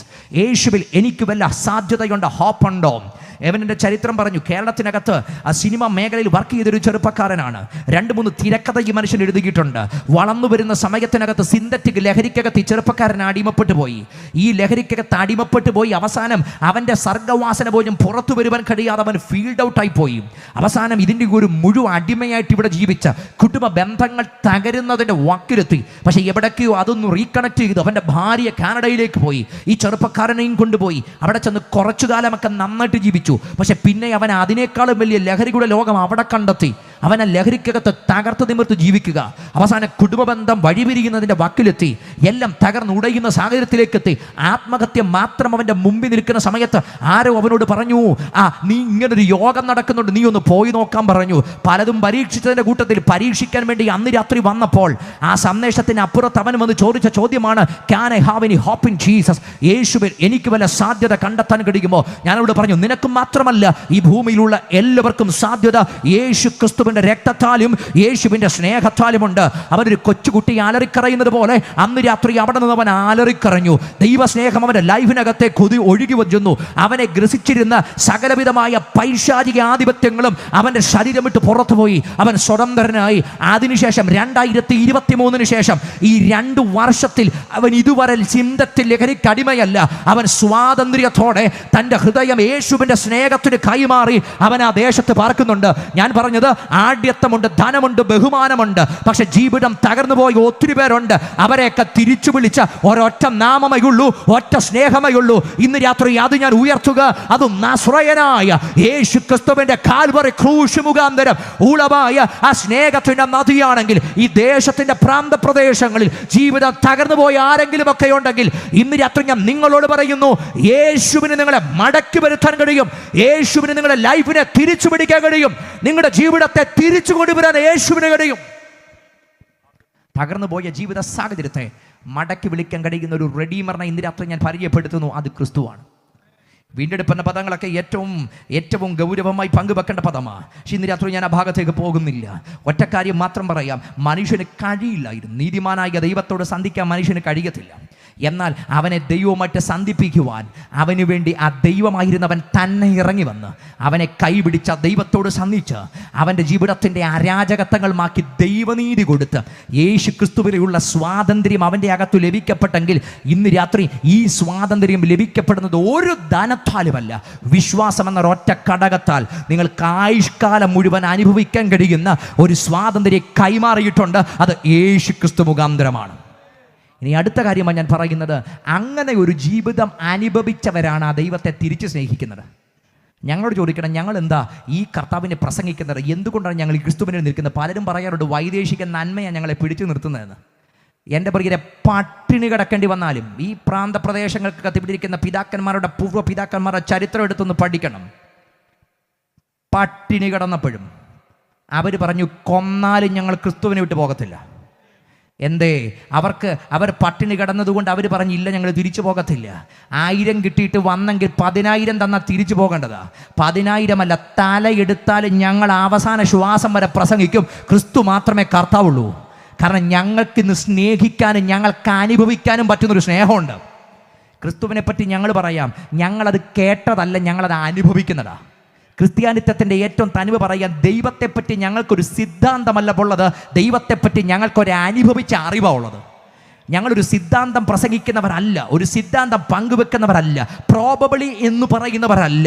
ഞങ്ങൾക്കുറപ്പുണ്ട് ഞങ്ങൾ ആരെയാ വിശ്വസിക്കുന്നതെന്ന്. അതുകൊണ്ട് പൗലോസ് എന്ന പ്രേക്ഷിത വരികൻ ജീവിതത്തിൻ്റെ സായാഹ്ന വഴികൾക്കകത്ത് അവസാന മണിക്കൂറുകൾക്കകത്തും പൗലോസ് പറയുന്ന ഒരു പദമുണ്ട്, ഞാൻ ആരെ വിശ്വസിച്ചിരിക്കുന്നു എന്ന് ഞാൻ അറിയുന്നു. ഞങ്ങൾക്കറിയാം ക്രിസ്ത്യാനിത്വത്തിൻ്റെ ഏറ്റവും തനിമ. ഞങ്ങൾ പറയാം, ഞങ്ങൾ ആരാധിക്കുന്ന ദൈവമാണെന്ന് ഞങ്ങൾക്കറിയാം, ഞങ്ങൾ ആരാധിക്കുന്ന ദൈവം എങ്ങനെ ഇടപെടുമെന്ന് ഞങ്ങൾക്കറിയാം, അത് വ്യക്തിപരമായ ഞങ്ങളുടെ ജീവിതത്തിൽ ആരെന്ന് ഞങ്ങൾക്കറിയാം. അനുദിന ജീവിതത്തിൽ ആ ദൈവത്തിൻ്റെ സംസർഗത്വം അനുഭവിക്കാൻ ഞങ്ങൾക്കറിയാം. അതുകൊണ്ട് ഞങ്ങൾ ഒരു തത്വമല്ല പറയുന്നത്, അനുഭവിക്കുന്ന ഒരു കാര്യമാണ്. നമ്മൾ സാമ്പിൾ ചെയ്യുന്നതും ടേസ്റ്റ് ചെയ്യുന്ന തലങ്ങളുണ്ട്. ഈ സാമ്പിൾ ചെയ്യുന്നതും ടേസ്റ്റ് ചെയ്യുന്നതുമായിട്ട് വ്യത്യാസമുണ്ട്. സാമ്പിൾ ചെയ്യുന്ന പറയുമ്പോൾ നമ്മളിപ്പോൾ ഫെസ്റ്റുകളുടെ കാലഘട്ടം, പ്രത്യേകിച്ച് ആണ്ടവസാനമൊക്കെ വരുമ്പം ക്രിസ്മസിൻ്റെ കാലഘട്ടത്തിനകത്തൊക്കെ ഒത്തിരി ഫെസ്റ്റുകളുണ്ട്. പലയിടത്തും പല ഫെസ്റ്റുകൾ നടക്കും. ഈ ഫെസ്റ്റുകൾക്കകത്തൊക്കെ ചെല്ലുമ്പോൾ പലവിധമായ കൗണ്ടറുകളുണ്ട്, അവതാർ വേൾഡ് ഉണ്ട്, മറ്റു പല വേൾഡുകളുണ്ട്. അതിനുശേഷം വിർച്വൽ റിയാലിറ്റി കൗണ്ടറുകളുണ്ട്. ഇതിനെല്ലാം നിന്ന് നമ്മൾ ചെന്നു. അതിനുശേഷം ചെല്ലുമ്പോൾ ഒരു ഫുഡ് കോർട്ടോട് ചെല്ലും. ഈ ഫുഡ് കോർട്ടോട് ചെന്ന് കഴിയുമ്പോഴത്തേക്ക് അവിടെ നമ്മൾ ഈ കോഴിക്കോടൻ അലുവ കൗണ്ടറുകളൊക്കെ കാണും. നല്ല മിടുക്കന്മാർ അതിനകത്ത് നിൽക്കുന്നെങ്കിൽ ആൻറ്റിമാരൊക്കെ പോകുമ്പം വിളിക്കും, എൻ്റെ ആൻറ്റി ഇങ്ങോട്ട് വന്ന നല്ല അടിപൊളി സാധനം, ഇത് കോഴിക്കോട് വന്ന പുതിയ സാധനമാണ്, ഇത് നല്ലതാണ്, വെറൈറ്റിയാണ്, ഇതൊരല്പം ഒന്ന് ടേസ്റ്റ് ചെയ്ത് നോക്കണം. എന്നിട്ട് അവൻ വളരെ ചെറിയൊരു പീസ് മുറിച്ച് കയ്യിലോട്ട് തരും. അന്നേരം നമ്മൾ വായിൽ വെച്ച് ഒന്ന് ഞൊണഞ്ഞ് നോക്കും, ഒന്ന് നോക്കും.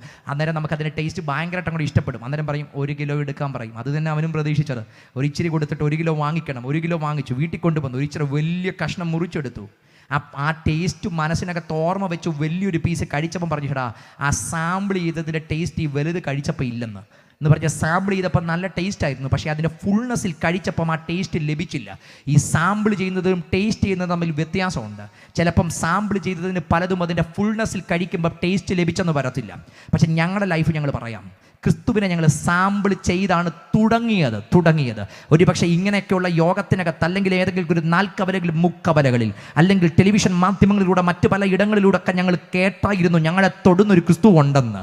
അന്നേരത്തെ ഞങ്ങളുടെ ടെൻഷനുകളുടെ നടുവിൽ, അന്നേരത്തെ ഭാരങ്ങളുടെ നടുവിൽ, അന്നേരത്തെ രോഗങ്ങളുടെ നടുവിൽ, അന്നേരത്തെ തകർച്ചയുടെ നടുവിൽ, അന്നേരത്തെ കടഭാരങ്ങളുടെ നടുവിൽ അന്നേരം ദൈവത്തോട് പ്രാർത്ഥിച്ചു, അങ്ങനെ ഒന്നുണ്ടെങ്കിൽ ഞങ്ങളെ ഒന്ന് തൊടണം. അന്ന് ഞങ്ങൾക്ക് അതിൻ്റെ ഒരു മിന്നായം അനുഭവിക്കാൻ പറ്റി. ഞങ്ങളുടെ ജീവിതത്തിൻ്റെ കഠിന വേദനയ്ക്കകത്ത് ഇറങ്ങി വന്ന് തൊടുന്നൊരു കര ഞങ്ങൾ അനുഭവിച്ചു. ഒരു സാമ്പിൾ കിട്ടി അന്ന് രാത്രി, ഒരു സാമ്പിൾ കിട്ടി അന്ന് പകലിൽ. പക്ഷേ ആ തൊടൽ കഴിഞ്ഞിട്ട് ഇന്ന് വർഷം 10-15 20-25. പക്ഷേ ഇപ്പം ഞങ്ങളോട് ചോദിക്കുക, അന്ന് കിട്ടിയ സാമ്പിൾ എപ്പോഴെങ്കിലും നിങ്ങളെ നിരാശപ്പെടുത്തിയോ? നിരാശപ്പെടുത്തിയെന്നല്ല, അറിഞ്ഞിട്ടും കൊതി തീർന്നിട്ടില്ല കേട്ടോ. അറിഞ്ഞിട്ടും കൊതി തീർന്നിട്ടില്ല. അന്ന് മാത്രമല്ല, ഇന്ന് വരെ ജീവിതത്തിൻ്റെ എല്ലാ വഴികൾക്കകത്തൂടെ ഞങ്ങൾ പോയപ്പോഴും ഞങ്ങൾ അനുഭവിച്ച ഒറ്റ കാര്യമേ ഉള്ളൂ. ജീവിതത്തിൻ്റെ എല്ലാത്തിനും മേഖലയിൽ ഞങ്ങൾ കണ്ട ഒറ്റ മരുന്നേ ഉള്ളൂ, ഞങ്ങൾ കണ്ട ഒറ്റ സൊല്യൂഷനേ ഉള്ളൂ, ഞങ്ങൾ അനുഭവിച്ച ഒറ്റ കാര്യമേ ഉള്ളൂ. ഞങ്ങളുടെ ജീവിതത്തെ കീഴടക്കിയ യേശു ക്രിസ്തു. അതൊരിക്കൽ മാത്രമല്ല, എല്ലാ ദിവസവും. ഇന്ന് ആ ബന്ധം ഞങ്ങൾ പറയാം. എല്ലാ ദിവസവും ഞങ്ങളുടെ അന്തരാത്മാവിൽ ഞങ്ങളെ തൊടുന്നൊരു വ്യക്തി ഉണ്ടെങ്കിൽ ആ നസറായനാ. ഞങ്ങളുടെ ജീവിതത്തിൻ്റെ ശ്വാസത്തിൻ്റെ ഭാഗമാണ് അവിടുന്ന്, ഞങ്ങളുടെ വികാരത്തിൻ്റെ ഭാഗമാണ് അവിടുന്ന്. അതുകൊണ്ടല്ലേ ഈ 35 വയസ്സിൻ്റെ നല്ല പ്രായത്തിൽ ഇവിടെ നിന്നുകൊണ്ട് നസറായൻ്റെ നാമത്തെ വിളിച്ചു പറയാൻ എനിക്ക് കരുത്തു കിട്ടിയത് എൻ്റെ അന്തരാത്മാവിൽ, എൻ്റെ ശ്വാസത്തിനകത്തും എൻ്റെ ചിഷ്ടത്തിനകത്തും മുഴുവൻ നിൽക്കുന്ന ഒരൊറ്റ നാമമേ ഉള്ളൂ. അത് നസറായനായ യേശു ക്രിസ്തുവിൻ്റെ നാമമാ. എൻ്റെ അന്തരാത്മാവിനെ തൊട്ട, ഇവിടെ ഇരിക്കുന്നവരുടെ അന്തരാത്മാവിനെ തൊട്ട ഞങ്ങളുടെ ജീവിതത്തിൻ്റെ ആധാരമായ മറ്റൊന്നുമില്ല. ഇന്ന് രാത്രി അത് യേശുവിൻ്റെ നാമം, യേശുവിന്റെ അധികാരവും മാത്രമാണെങ്കിൽ, അങ്ങനെ ക്രിസ്തുവിനെ അനുഭവിച്ചിട്ടുള്ളവർ ഈ ഗ്രൗണ്ടിനകത്ത് ഇരിപ്പുണ്ടെങ്കിൽ അവർ ചേർന്ന ദൈവത്തിന് നന്ദി കൊടുത്തിട്ട് പറ, ഞങ്ങളുടെ ജീവിതത്തെ മുഴുവൻ സ്വാധീനിച്ച ഒറ്റയാളെയുള്ളൂ, അതും നസറായനായ യേശു. അനുഭവിച്ചിട്ടും മടുത്തിട്ടില്ല, ആഴത്തിൽ അറിഞ്ഞിട്ടും കൊതി തീർന്നിട്ടില്ല. അതുകൊണ്ടല്ലേ പൗലോസൊക്കെ പറഞ്ഞൊരു കാര്യമുണ്ട്, ജീവിതത്തിനകത്ത് എത്രയോ കഷ്ടതയുടെയും സങ്കടത്തിൻ്റെയും കഠിന വഴികൾക്കകത്തൂടെ നടന്നുപോയി. പക്ഷേ ഈ മനുഷ്യനോട് ചോദിക്കണം, ക്രിസ്തുവിനെ അറിഞ്ഞ് താങ്കളുടെ അറിവ് എവിടെ വരെ എത്തി? ആ മനുഷ്യൻ പറഞ്ഞു, എത്തിയെന്നോ? അറിഞ്ഞിട്ടും കൊതി തീർന്നിട്ടില്ല, അറിഞ്ഞിട്ടും കൊതി തീർന്നിട്ടില്ല. എത്രയോ രാജ്യങ്ങൾ താൻ പോയി, എത്രയോ ദേശങ്ങൾ താൻ പോയി, എത്രയോ പേർക്ക് പറഞ്ഞു കൊടുത്തു, പ്രബുദ്ധ സമൂഹത്തിന് മുമ്പിൽ നിന്നു, രാജാക്കന്മാരുടെ മുമ്പിൽ നിന്നു. പക്ഷേ ക്രിസ്തു ബോധ്യം താങ്കളുടെ എവിടെ നിൽക്കുന്നു? താൻ പറയുന്നു, കാരാഗ്രഹത്തിനകത്ത് കിടക്കുമ്പോഴും ഇപ്പോഴും എനിക്ക് ക്രിസ്തുവിനെ അറിയണം, എനിക്ക് അവനെ അറിയണം, എനിക്ക് അവിടുത്തെ പുനരുത്ഥാനത്തിന്റെ ശക്തി അറിയണം, എനിക്ക് അവിടുത്തെ കഷ്ടാനുഭവങ്ങളുടെ കൂട്ടായ്മ അറിയണം. ഇങ്ങനെ വല്ല വിധേനയും മരിച്ചവരുടെ ഇടയിൽ നിന്ന് ഒരു പുനരുത്ഥാനം പ്രാപിക്കണമെന്ന് വെച്ച് എന്തുകൊണ്ടാണ് ഇന്ന് രാത്രി ഞങ്ങൾ ഈ ക്രിസ്തുവിനെ പ്രസംഗിക്കുന്നത്? ഞങ്ങൾക്ക് പ്രസംഗിക്കാൻ ഇതിനോടൊപ്പം പറയാൻ മറ്റൊരു നാമമില്ല. ഇത്രയും ഞങ്ങളുടെ അന്തരാത്മാവിനെ തൊട്ട മറ്റൊരു നാമവുമില്ല. ഞങ്ങളുടെ ഹൃദയത്തിന്റെ ശൂന്യതകളെ പരിഹരിച്ച മറ്റൊരു നാമവുമില്ല. അത് യേശുവിന്റെ നാമമല്ലാതെ മറ്റൊന്നില്ലെന്ന് പാസ്കൽ എന്ന് പറയുന്ന ലോക പ്രശസ്തമായ ഒരു സയൻറ്റിസ്റ്റ് ഉണ്ട്. അദ്ദേഹം ഒരു സൈക്കാട്രിസ്റ്റാണ്. ഈ മനുഷ്യൻ പറഞ്ഞൊരു പദപ്രയോഗമുണ്ട്, ഈ ഇവിടെയുള്ള എല്ലാ മനുഷ്യൻ്റെയും അന്തരാത്മാവിനകത്തൊരു ശൂന്യതയുണ്ട്. എല്ലാവരുടെയും മനസ്സിനകത്തൊരു വോയിഡ്നെസ് ഉണ്ട്. എന്നാൽ ഈ വോയിഡ്നെസ്സിനെ പരിഹരിക്കുവാൻ ഇവിടെ നിർമ്മിക്കപ്പെട്ട ഒരു വസ്തുവിനും കഴിയത്തില്ല, നിർമ്മിക്കപ്പെട്ട ഒരു വ്യക്തിക്കും കഴിയത്തില്ല, ഇവിടെയുള്ള ഒരു സംഘടനയ്ക്കും കഴിയത്തില്ല. എന്നാൽ ഈ നിർമ്മിച്ച ദൈവത്തിന് മാത്രമേ മനുഷ്യൻ്റെ അന്തരാത്മാവിൻ്റെ ശൂന്യത പരിഹരിക്കാൻ കഴിയത്തുള്ളൂ. എത്ര മനുഷ്യനെ നോക്ക്, അവൻ്റെയൊക്കെ അന്തരാത്മാവിനകത്തൊരു ശൂന്യതയുണ്ട്, അവൻ്റെ അന്തരാത്മാവിനകത്തൊരു തകർച്ചയുണ്ട്. എന്നാൽ ഈ തകർച്ചക്കകത്ത് കയറി ആ തകർച്ച തൊട്ട് ഇനിമേൽ ആ തകർച്ച അവനെ കീഴ്പ്പെടുത്താതെ കണ്ട അതിനകത്തുനിന്ന് അവനെ പുറപ്പെടുവിക്കാൻ കഴിയുന്ന സൃഷ്ടാവിൻ്റെ നാമമാണ് ഇന്ന് രാത്രി ഞാൻ ഉയർത്തിയ യേശുവിൻ്റെ നാമമുള്ളത്. നിങ്ങൾ ഏത് തകർച്ചക്കകത്തൂടെ കടന്നുപോയ വ്യക്തിയാണെങ്കിലും ഞാൻ പരീക്ഷിച്ചു നോക്കാൻ ഇന്ന് രാത്രി പങ്കുവെക്കുക. യേശുവിനെ നിങ്ങൾ അനുഭവിക്കാൻ ഹൃദയം സമർപ്പിക്കുക. നിങ്ങളുടെ ലൈഫ് മാറും, നിങ്ങളുടെ ജീവിതം മാറും, നിങ്ങളുടെ അവസ്ഥകൾ മാറും. യേശുവിന്റെ സ്നേഹം നിങ്ങളെ മാറ്റിമറിക്കും.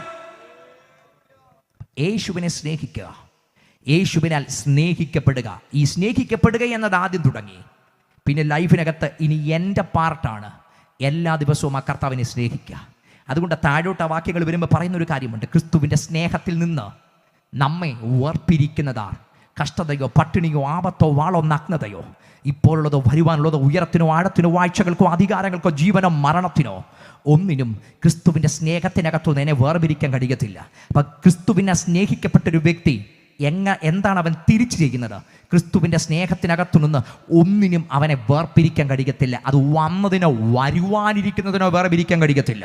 ഇനി എന്തൊക്കെ വന്നാലും ഏതൊരു സാഹചര്യങ്ങളുടെ മുമ്പിലും അവൻ നിന്നിട്ട് പറയും, ഇല്ല, ജീവിക്കുന്നെങ്കിൽ ക്രിസ്തുവിന് വേണ്ടി, അല്ല മരിക്കേണ്ടി വന്നാലും ക്രിസ്തുവിന് വേണ്ടി. അതുകൊണ്ടാണ് ക്രിസ്ത്യാനിത്വം ഇത്രയും വേട്ടയാടപ്പെട്ടിട്ടും നിൽക്കപ്പെട്ട മറ്റൊരു മാർഗം ക്രിസ്ത്യാനിത്വമല്ലാതെ മറ്റൊന്നില്ല. അക്രമത്തിൻ്റെ മാർഗം അവരോധിച്ച പലരും ഈ സമൂഹത്തിനകത്ത് നിലനിൽപ്പിന് പരിശ്രമിക്കുന്നുണ്ട്.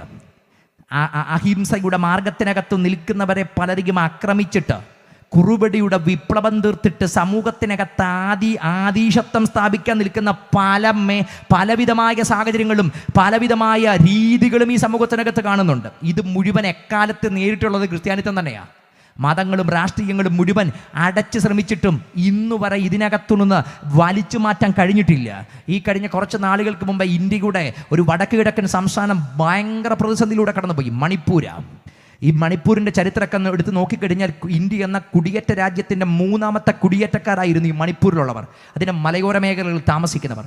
ഇവരുടെ ഒരു പൊതു പ്രത്യേകത കൊണ്ട് ഇവർ തല കൊയ്യുന്നവരായിരുന്നു. ഇവരുടെ ഇടയിൽ പുറത്തുനിന്ന് ആരെങ്കിലും ഒരാൾ വന്നു കഴിഞ്ഞാൽ ഇവർ തല കൊയ്യും. കാരണം പുറത്തുനിന്ന് ആരെയും അവർ ടോളറേറ്റ് ചെയ്യത്തില്ല, അനുവദിക്കത്തില്ല. അങ്ങനെ ഒരു കൂട്ടരാ. എന്നാൽ ഇവർക്കിടയിലേക്കൊരു മിഷണറി വന്നു. ആ മിഷണറി അവർക്കിടയിലേക്ക് ഡയറക്റ്റ് കടന്നു കയറി വരികയല്ല. ഇവരുടെ ഒരു കുടുംബത്തെ ആ മനുഷ്യൻ ആദ്യമായിട്ട് സന്ധിച്ചു. അദ്ദേഹത്തിൻ്റെ പേര് വില്യം പെറ്റിഗ്രോ എന്ന ഒരു അമേരിക്കൻ ബാപ്റ്റിസ്റ്റ് മിഷണറിയാണ്.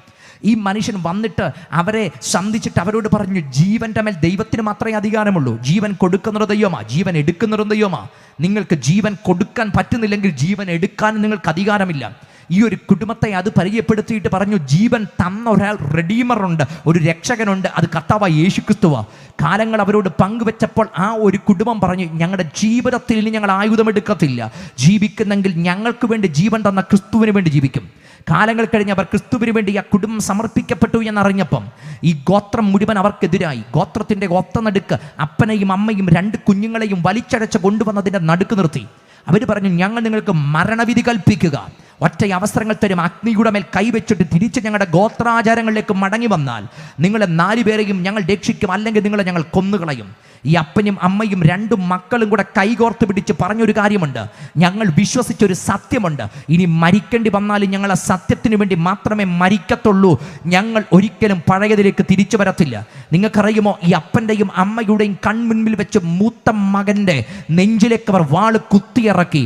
പിടഞ്ഞു വീണ് ആ ചെറുപ്പക്കാരൻ മരിക്കുന്നത് കണ്ടപ്പോഴും അവൻ്റെ അപ്പനും അമ്മയും കുലുങ്ങിയില്ല. അവർ പറഞ്ഞു, ജീവിക്കുന്നെങ്കിൽ ഞങ്ങൾ ആ ക്രിസ്തുവിൻ്റെ സ്നേഹത്തിന് വേണ്ടി ജീവിക്കും. ഇളയ മകൻ്റെ നേരെ അവർ വിഷയമ്പുകൾ തൊടുത്തു വിട്ട് അപ്പൻ്റെയും അമ്മയുടെയും മുമ്പിൽ വെച്ച് ഈ മകനും പിടഞ്ഞു വീണ് മരിച്ചു.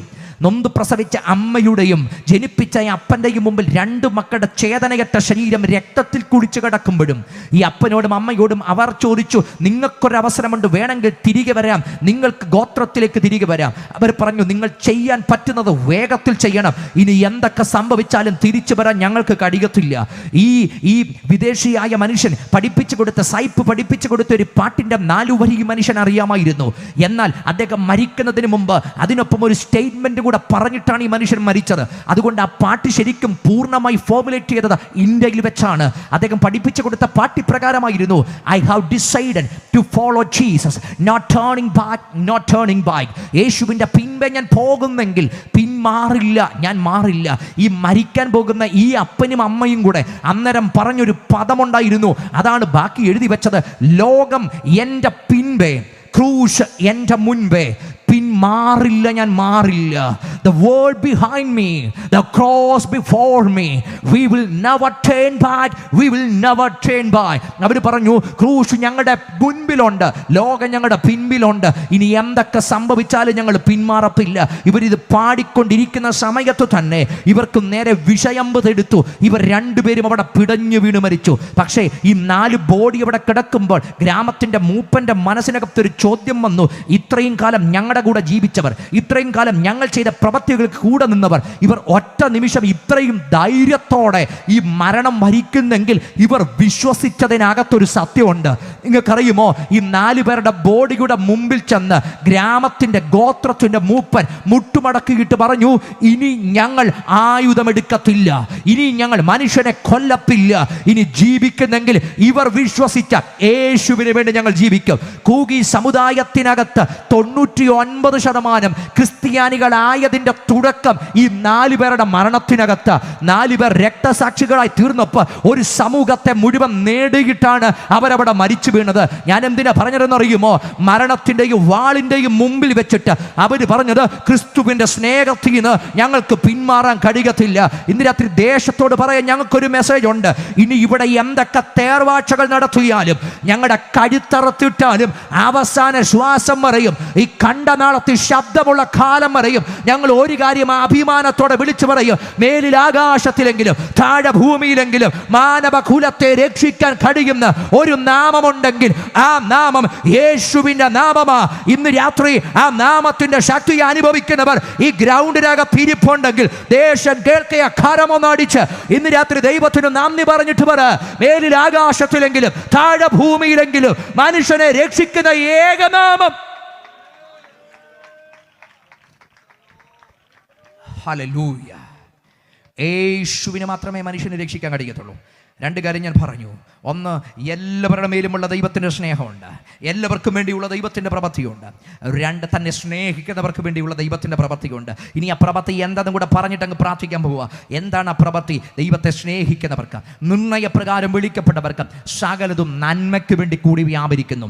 എൻ്റെ പ്രിയരെ, ഇവിടെ നിന്ന് പ്രസംഗിക്കുന്ന ഞാനും ഇവിടെ നിന്ന് കേൾക്കുന്ന ഈ സഹോദരങ്ങളോട് നിങ്ങൾ ചോദിക്കണം, ഞങ്ങളുടെ ജീവിതത്തിൽ സംഭവിക്കുന്നത് എല്ലാം പോസിറ്റീവാണോ? ഞങ്ങൾ പറയും അല്ല, എല്ലാം പോസിറ്റീവ് ഒന്നുമല്ല. എല്ലാം ഞങ്ങൾ പ്രതീക്ഷിച്ച പോലാണോ? ഒരിക്കലുമല്ല. ഞങ്ങൾ പ്രതീക്ഷിച്ചതും പ്രതീക്ഷിക്കാത്തതുമായ ഒത്തിരി കാര്യങ്ങൾ ഞങ്ങളുടെ ജീവിതത്തിന് മേലെ എപ്പോഴും നടക്കാറുണ്ട്. ഞങ്ങൾ ആഗ്രഹിച്ചതെല്ലാം ഒന്നും ഞങ്ങൾക്ക് കിട്ടിയിട്ടില്ല. ഞങ്ങൾ പ്രതീക്ഷിച്ചതുപോലെ ഒന്നും ലൈഫിനകത്ത് നടന്നിട്ടില്ല. ഒറ്റ നിമിഷം കൂടി ലൈഫൊക്കെ തകിടം മറിഞ്ഞു പോയിട്ടുണ്ട്. പക്ഷേ എന്തുകൊണ്ട് എന്നിട്ടും അതിൻ്റെ നടുവിൽ നിൽക്കുന്നത് ഒറ്റ കാര്യമുള്ളൂ, ഞങ്ങൾ അറിഞ്ഞ കർത്താവ് അതിൻ്റെ നടുവിലും അത് ഞങ്ങൾക്ക് നന്മയ്ക്കാക്കി തീർത്തൊരു ദൈവമാണ്, നന്മയ്ക്കാക്കി തീർത്ത ദൈവമാണ്. ഇത് എല്ലാവർക്കും വേണ്ടിയുള്ള പ്രവൃത്തിയല്ല, ഇത് തന്നെ സ്നേഹിക്കുന്നവർക്ക് വേണ്ടിയുള്ള പ്രവൃത്തിയാണ്. അതാ ഞാൻ പറയുന്നത്, ജീവിതത്തിൻ്റെ പ്രതിസന്ധികളുടെ നടുവിലും ജീവിതത്തിൻ്റെ കഠിന വേദനകളുടെ നടുവിലും ആ വേദന കാഴ്ചകൾ എല്ലാവരുടെയും പോലെയല്ല ഞങ്ങൾ കാണുന്നത്. ആ കാഴ്ചയുടെ നടുവിൽ ഞങ്ങൾ കാണുന്നതിനൊരു വ്യത്യാസമുണ്ട്. ഞങ്ങളുടെ കാഴ്ചയുടെ വലിപ്പമല്ല, ആ കഷ്ടതയുടെ വലിപ്പമല്ല, അതിൻ്റെ നടുവിൽ ഞങ്ങൾ അനുഭവിച്ചൊരു കർത്താവിൻ്റെ വലിപ്പമുണ്ട്, ആ ദൈവ സ്നേഹത്തിൻ്റെ വലിപ്പമുണ്ട്. ഞങ്ങളുടെ ലൈഫിനെ കീഴടക്കി ഞങ്ങളുടെ ജീവിതത്തിനകത്ത് ഏത് സാഹചര്യങ്ങളെയും നന്മയ്ക്കാക്കി തീർക്കുന്ന ഒരു ദൈവ സാന്നിധ്യം ഉണ്ടെന്ന് ഇന്ന് രാത്രി ഞാൻ വിളംബരം ചെയ്യുമ്പോൾ അതെൻ്റെ ലൈഫിനകത്ത് സംഭവിച്ചതാണെന്ന് ഉറപ്പുള്ളവർ ഈ ഗ്രൗണ്ടിനകത്തുണ്ടെങ്കിൽ പറയണം, എൻ്റെ ലൈഫിനകത്ത് സംഭവിച്ചത് മുഴുവൻ നന്മയ്ക്കാക്കി തീർത്ത ദൈവമുണ്ട്. അപ്പൊ ചോദിക്കുക, സംഭവിച്ചതൊക്കെ നന്മയാണോ? വർത്തമാനകാലത്ത് നോക്കിയാൽ പലതും നന്മയല്ല. കാരണം നമുക്കതിൻ്റെ ഭാവി അറിയില്ല. വർത്തമാനകാലത്തിൻ്റെ ചങ്കിന് നേരെ വന്നതാണ് ഇത് പലതും. എന്തിനെന്ന ചോദ്യം ഒട്ടനവധി മനസ്സിനകത്തൊക്കെ ഉയർന്നു വന്നതാ. വൈ എന്ന ചോദ്യം ഉയരത്തൊറ്റ മനുഷ്യനും ഈ ഭൂമിയിലില്ല. എന്തിനെന്ന ചോദ്യം ഉയരത്തൊറ്റ മനുഷ്യനും ഈ ഭൂമിയിലില്ല. പക്ഷെ ദൈവത്തെ സ്നേഹിക്കുന്നവർക്കൊരു പ്രത്യേകത, ഒരു കാലഘട്ടത്തിനകത്തേക്ക് വൈ എന്ന ചോദ്യം ഉയർന്നാലും അതിനപ്പുറത്ത് പെട്ടെന്ന് അവർ ലൈഫിനകത്ത് തിരിച്ചു വന്നിട്ട് അവർ റിയലൈസേഷനകത്ത് വരും, ഈ സംഭവിച്ചതൊന്നും തിന്മയ്ക്കല്ല. കാരണം എൻ്റെ ദൈവം ഗതിഭേദത്താലുള്ള ആച്ഛാദനമില്ലാത്ത സാഹചര്യങ്ങളിൽ മാറാത്തൊരു ദൈവത്തെയാണ് സേവിക്കുന്നതെങ്കിൽ എൻ്റെ കണ്ണിന് ഞാൻ ഇന്നത്തെ വർത്തമാനകാലത്തിലേക്ക് നോക്കുമ്പം തിന്മയെന്ന് തോന്നിയത് പലതും നാളെയുടെ നീളകളിൽ നന്മയ്ക്കാക്കി തീർക്കാൻ കഴിയുന്ന ഒരു ദൈവത്തെയാണ് സേവിക്കുന്നതെങ്കിൽ വർത്തമാനകാലത്തിൽ എനിക്കറിയാത്ത പലതും നന്മയ്ക്കാക്കി തീർക്കുന്ന ഒരു ദൈവത്തിൻ്റെ കരമുണ്ടെന്ന് അനുഭവിച്ചിട്ടുള്ളവർ ഈ ഗ്രൗണ്ടിനകത്തുണ്ടെങ്കിൽ നിങ്ങൾ മാത്രം ദൈവത്തിന് നന്ദി കൊടുത്തിട്ട് പറ, ഇത് ദൈവത്തെ സ്നേഹിക്കുന്നവർക്ക്, നിർണയപ്രകാരം വിളിക്കപ്പെട്ടവർക്കുള്ള ദൈവത്തിന്റെ പ്രത്യേക ഇടപെടലാണ്. ഞാൻ അതിനകത്ത് ഒന്ന് രണ്ട് പദം, ശരിക്കും അതിനകത്തൊരു പദമുണ്ട്, നിർണയപ്രകാരം വിളിക്കപ്പെട്ടവർക്ക്, മുൻനിർണയപ്രകാരം വിളിക്കപ്പെട്ടവർക്ക്. എന്നെ പറയുന്നത് നമ്മുടെ ലൈഫിനകത്ത് സംഭവിച്ചത് മുഴുവൻ, അല്ല ഇനി സംഭവിക്കാൻ പോകുന്നത് മുഴുവൻ, ദൈവത്തെ സ്നേഹിക്കുന്നവരുടെ ലൈഫിൽ സംഭവിക്കാൻ പോകുന്നത് മുഴുവൻ ദൈവത്തിൻ്റെ മുൻനിർണയത്തിനകത്തുള്ള കാര്യമാണ്. ദൈവത്തിൻ്റെ മുൻനിർണയത്തിനകത്തുള്ള കാര്യമാണ്. ദൈവത്തിൻ്റെ മുൻനിർണയത്തിനകത്ത് എൻ്റെ ലൈഫിനകത്ത് എന്തെങ്കിലും ഒന്ന് നടന്നാൽ ആ മുൻനിർണയിച്ചവന് തന്നെ അതിൻ്റെ ഉത്തരവാദിത്തം. ലൈഫിനകത്ത് ഞങ്ങളൊന്നും വീണു പോകാഞ്ഞതിൻ്റെ, തകർന്നു പോകാഞ്ഞതിൻ്റെ, പ്രതിസന്ധികൾ കുന്നോളം വന്നിട്ടും അതിനകത്തിട്ട് മൂടുമെന്ന് ലോകം പറഞ്ഞപ്പം അതിനകത്ത് വീഴാഞ്ഞതിന് ഒരൊറ്റ കാരണമുള്ളൂ, ഞങ്ങൾ വിശ്വസിച്ചവൻ്റെ കരം അതിനകത്ത് ഇറങ്ങി വന്നു. ഉത്തരവാദിത്വം ദൈവത്തിൻ്റെ കരങ്ങളായിരുന്നു. ഞങ്ങളുടെ ലൈഫിൻ്റെ ഉത്തരവാദിത്വം ദൈവത്തിൻ്റെ കരങ്ങളായിരുന്നു. വീണുവെന്ന് ലോകം പറഞ്ഞു. കാരണം അങ്ങനെ ഒരു സാഹചര്യത്തിനകത്ത് വീണവരെ മാത്രമേ ലോകം കണ്ടിട്ടുള്ളൂ. പക്ഷെ വീഴാതിരുന്നതിനൊരൊറ്റ കാരണമേ ഉള്ളൂ, എല്ലാവരുടെയും ലൈഫിൽ ഇടപെട്ടതുപോലെ അല്ല ഞങ്ങളുടെ ലൈഫിനകത്ത് ദൈവം ഇടപെട്ടത്, ദൈവ സ്നേഹം ഇടപെട്ടത്. ചില ലൈഫിനകത്ത് അവസാനിച്ചെന്ന് ചിന്തിച്ചതിനെ തിരിക്കാൻ കഴിയുന്ന ഒരു ദൈവസാന്നിധ്യം ഞങ്ങളുടെ ലൈഫിനകത്ത് ഇറങ്ങി വന്നു. ഇന്ന് രാത്രി അങ്ങനെ ജീവിതത്തിൻ്റെ ചില വല്ലാത്ത വഴികൾക്കകത്ത് എല്ലാം അവസാനിച്ചെന്ന് ചിന്തിച്ച ചിലരെ നോക്കി വേണ്ടി ഇന്ന് രാത്രി ഞാൻ ആത്മാവിൽ പറയുന്നു, നിങ്ങളുടെ ലൈഫിനെ തിരിക്കാൻ കഴിയുന്ന ഒരു ദൈവത്തിൻ്റെ സ്നേഹമുണ്ട്. നിങ്ങളുടെ ലൈഫിനെ തിരിക്കാൻ കഴിയുന്ന ഒരു ദൈവത്തിൻ്റെ സ്നേഹമുണ്ട്. വർത്തമാനകാലത്തിൽ ഇത് എന്തെന്ന ചോദ്യം നിങ്ങളുടെ മനസ്സിനകത്ത് പെരുകി വരുന്നെങ്കിൽ ഒരു കാര്യം ഞാൻ ഉറപ്പോടെ പറയാം, ഇതും നന്മയ്ക്കാക്കി തീർക്കാൻ കഴിയുന്ന ഒരു ദൈവശക്തി വ്യാപരിക്കുന്നുണ്ട്. അത് അനുഭവിക്കുന്നവർ ഈ ഗ്രൗണ്ടിനകത്ത് ഇരിപ്പുണ്ടെങ്കിൽ നിങ്ങൾ ഒരുമിച്ച് വായിക തുറന്ന് ഇന്ന് രാത്രി കർത്താവിന് നന്ദി പറഞ്ഞു തുടങ്ങ്. ദൈവം നന്മയ്ക്കാക്കി മാറ്റുന്ന ദൈവമാ. തന്നെ സ്നേഹിക്കുന്നവർക്ക്, നിർണയപ്രകാരം വിളിക്കപ്പെട്ടവർക്ക് സകലതും നന്മയ്ക്കാക്കി തീർക്കുന്ന ദൈവത്തിന്റെ കരം ഇന്ന് രാത്രി ഗ്രൗണ്ടിൽ ഈ ദേശത്ത് വ്യാപരിക്കുകയാണ്. ചില തിന്മയെന്ന് തോന്നിയത്, ചില തകർച്ചയെന്ന് തോന്നിയത്, ചില അസ്തമനമെന്ന് തോന്നിയത്, ഇത് എന്തുകൊണ്ട് വന്നു, ഇത് എന്തുകൊണ്ട് സംഭവിച്ചു, ഈ ആകസ്മികമായി വന്നത് എന്തുകൊണ്ട്, ഇത് നിങ്ങളുടെ ഒരു ചോദ്യമാണെങ്കിൽ ഇന്ന് രാത്രി ഞാൻ പറയും, ഇത് നന്മയ്ക്കു വേണ്ടിയാ. ഇത് ദൈവത്താൽ സംഭവിക്കപ്പെട്ടത്. ഇത് ദൈവത്തിന്റെ അനുവാദത്തോടു കൂടെയുള്ളതാ. ദൈവത്തെ സ്നേഹിക്കുന്നവർക്കും ദൈവത്താൽ സ്നേഹിക്കപ്പെട്ടവർക്കും സകലവും നന്മയ്ക്കായി കൂടി വ്യാപരിക്കും. ദൈവം നന്മ ചെയ്യുമോ? ദൈവം നന്മയ്ക്കാക്കി തീർക്കുമോ? എൻ്റെ കണ്ണിൽ ഇന്നത്തെ റിയാലിറ്റി അതിനെനിക്ക് അനുവാദം തരുന്നില്ലെങ്കിൽ നിങ്ങൾ ശാന്തമായി ദൈവത്തിന് മുമ്പിൽ ഇരുന്നാൽ നിങ്ങൾ ആ റിയാലിറ്റിയുടെ നന്മ കാണും. നിങ്ങൾ ആ സാഹചര്യങ്ങളുടെ നന്മ കാണും. അത് നന്മയായിട്ടല്ല, ദൈവം അത് നിങ്ങൾക്കായി നന്മയാക്കി തീർത്തതാ. അത് ലോകം കാണുന്ന അതിൻ്റെ ഈ എഫക്റ്റ് നന്മയല്ല, പക്ഷെ നിങ്ങളതിനെ കണ്ടത് നന്മയായിട്ടാണ്. അതിനൊരൊറ്റ കാരണമേ ഉള്ളൂ, നിങ്ങൾ കണ്ട പെർസ്പെക്റ്റീവ് നിങ്ങളുടെ പെർസ്പെക്റ്റീവിലല്ല, ദൈവത്തിൻ്റെ പെർസ്പെക്റ്റീവിലാണ്. നിങ്ങളുടെ കാഴ്ചപ്പാടുകളെ മാറ്റി നിങ്ങൾക്കായി നന്മയ്ക്കാക്കി തീർത്ത ഒരു കരമുണ്ടെങ്കിൽ ഇന്ന് രാത്രി ഗ്രൗണ്ടിനകത്ത് ആ കരം വ്യാപരിക്കുന്നുണ്ട്. ഞാൻ ആത്മാവിനത് സെൻസ് ചെയ്യുന്നുണ്ട്. ലൈഫിൻ്റെ ഏതൊക്കെയോ വല്ലാത്ത ദുരന്തങ്ങൾ, വല്ലാത്ത വേർപിടലുകൾ, വല്ലാത്ത തകർച്ചകൾ ഒരു ചോദ്യചിഹ്നമായി നിൽക്കുന്നവരോട് ഇന്ന് രാത്രി ഞാൻ പറയുന്നു, ദൈവത്തെ സ്നേഹിക്കുന്നവരും ദൈവത്താൽ സ്നേഹിക്കപ്പെടുന്നവരുമാണോ നിങ്ങൾ? നിങ്ങളുടെ ലൈഫിനകത്ത് ഇതും നന്മയ്ക്കാക്കി തീർക്കുന്ന ഒരു ദൈവമുണ്ട്. അല്ല, ഞങ്ങളെ കേൾക്കുന്ന ഈ ദേശത്തിൻ്റെ പശ്ചാത്തലത്തിനകത്ത് ആരെങ്കിലും ചില ദുരന്തങ്ങൾ വന്നു, തകർച്ചകൾ വന്നു, ഇത് എന്തിനെന്ന് ചിന്തിക്കുന്ന ഞാൻ പരിചയപ്പെടുത്തുന്നു, ഒരു സ്നേഹിക്കുന്ന യേശുവുണ്ട്. ആ യേശുവിൻ്റെ സ്നേഹത്തിലേക്ക് വന്നാൽ നിന്റെ ദുരന്തങ്ങളെ മാറ്റിയിട്ട് ദൈവസ്നേഹം നിന്റെ അന്തരാത്മാവിൽ വെളിപ്പെടുത്തി ഒരു പുതു മനുഷ്യനാക്കി തീർക്കാൻ ആ ക്രിസ്തുവിന് കഴിയുമെന്ന് ഇന്ന് രാത്രി വിശ്വസിക്കുന്നവരുണ്ടെങ്കിൽ വായിക തുറന്നോ. ഇന്ന് രാത്രി നമ്മൾ ഒന്നിച്ച് പ്രാർത്ഥിക്കാൻ പോവുക. ഈ അന്തരീക്ഷത്തിനകത്ത് ദൈവ സാന്നിധ്യം വ്യാപരിക്കുന്നുണ്ട്. ഞാൻ ഇന്ന് രാത്രി ഇവിടെ പങ്കുവച്ച വചനം വെറും ഒരു ഫിലോസഫി അല്ല. ഇതിനകത്ത് ദൈവത്തിൻ്റെ ശക്തിയുണ്ട്, ഇതിനകത്ത് ദൈവത്തിൻ്റെ അധികാരമുണ്ട്. അത് ഇന്ന് രാത്രി ഗ്രൗണ്ടിനകത്ത് വ്യാപരിക്കുക. അത് വിശ്വസിക്കുന്ന ജനത്തിനു വേണ്ടി ഇന്ന് രാത്രി അത് സൗഖ്യമായി സ്വാതന്ത്ര്യമായി വ്യാപരിക്കുക. ചില ചോദ്യങ്ങളുടെ മേലുള്ള ദൈവത്തിൻ്റെ ഉത്തരങ്ങളായി വ്യാപരിക്കുക. ചില സംഘർഷങ്ങളുടെ മേലുള്ള ദൈവത്തിൻ്റെ മറുപടിയായി വ്യാപരിക്കുക.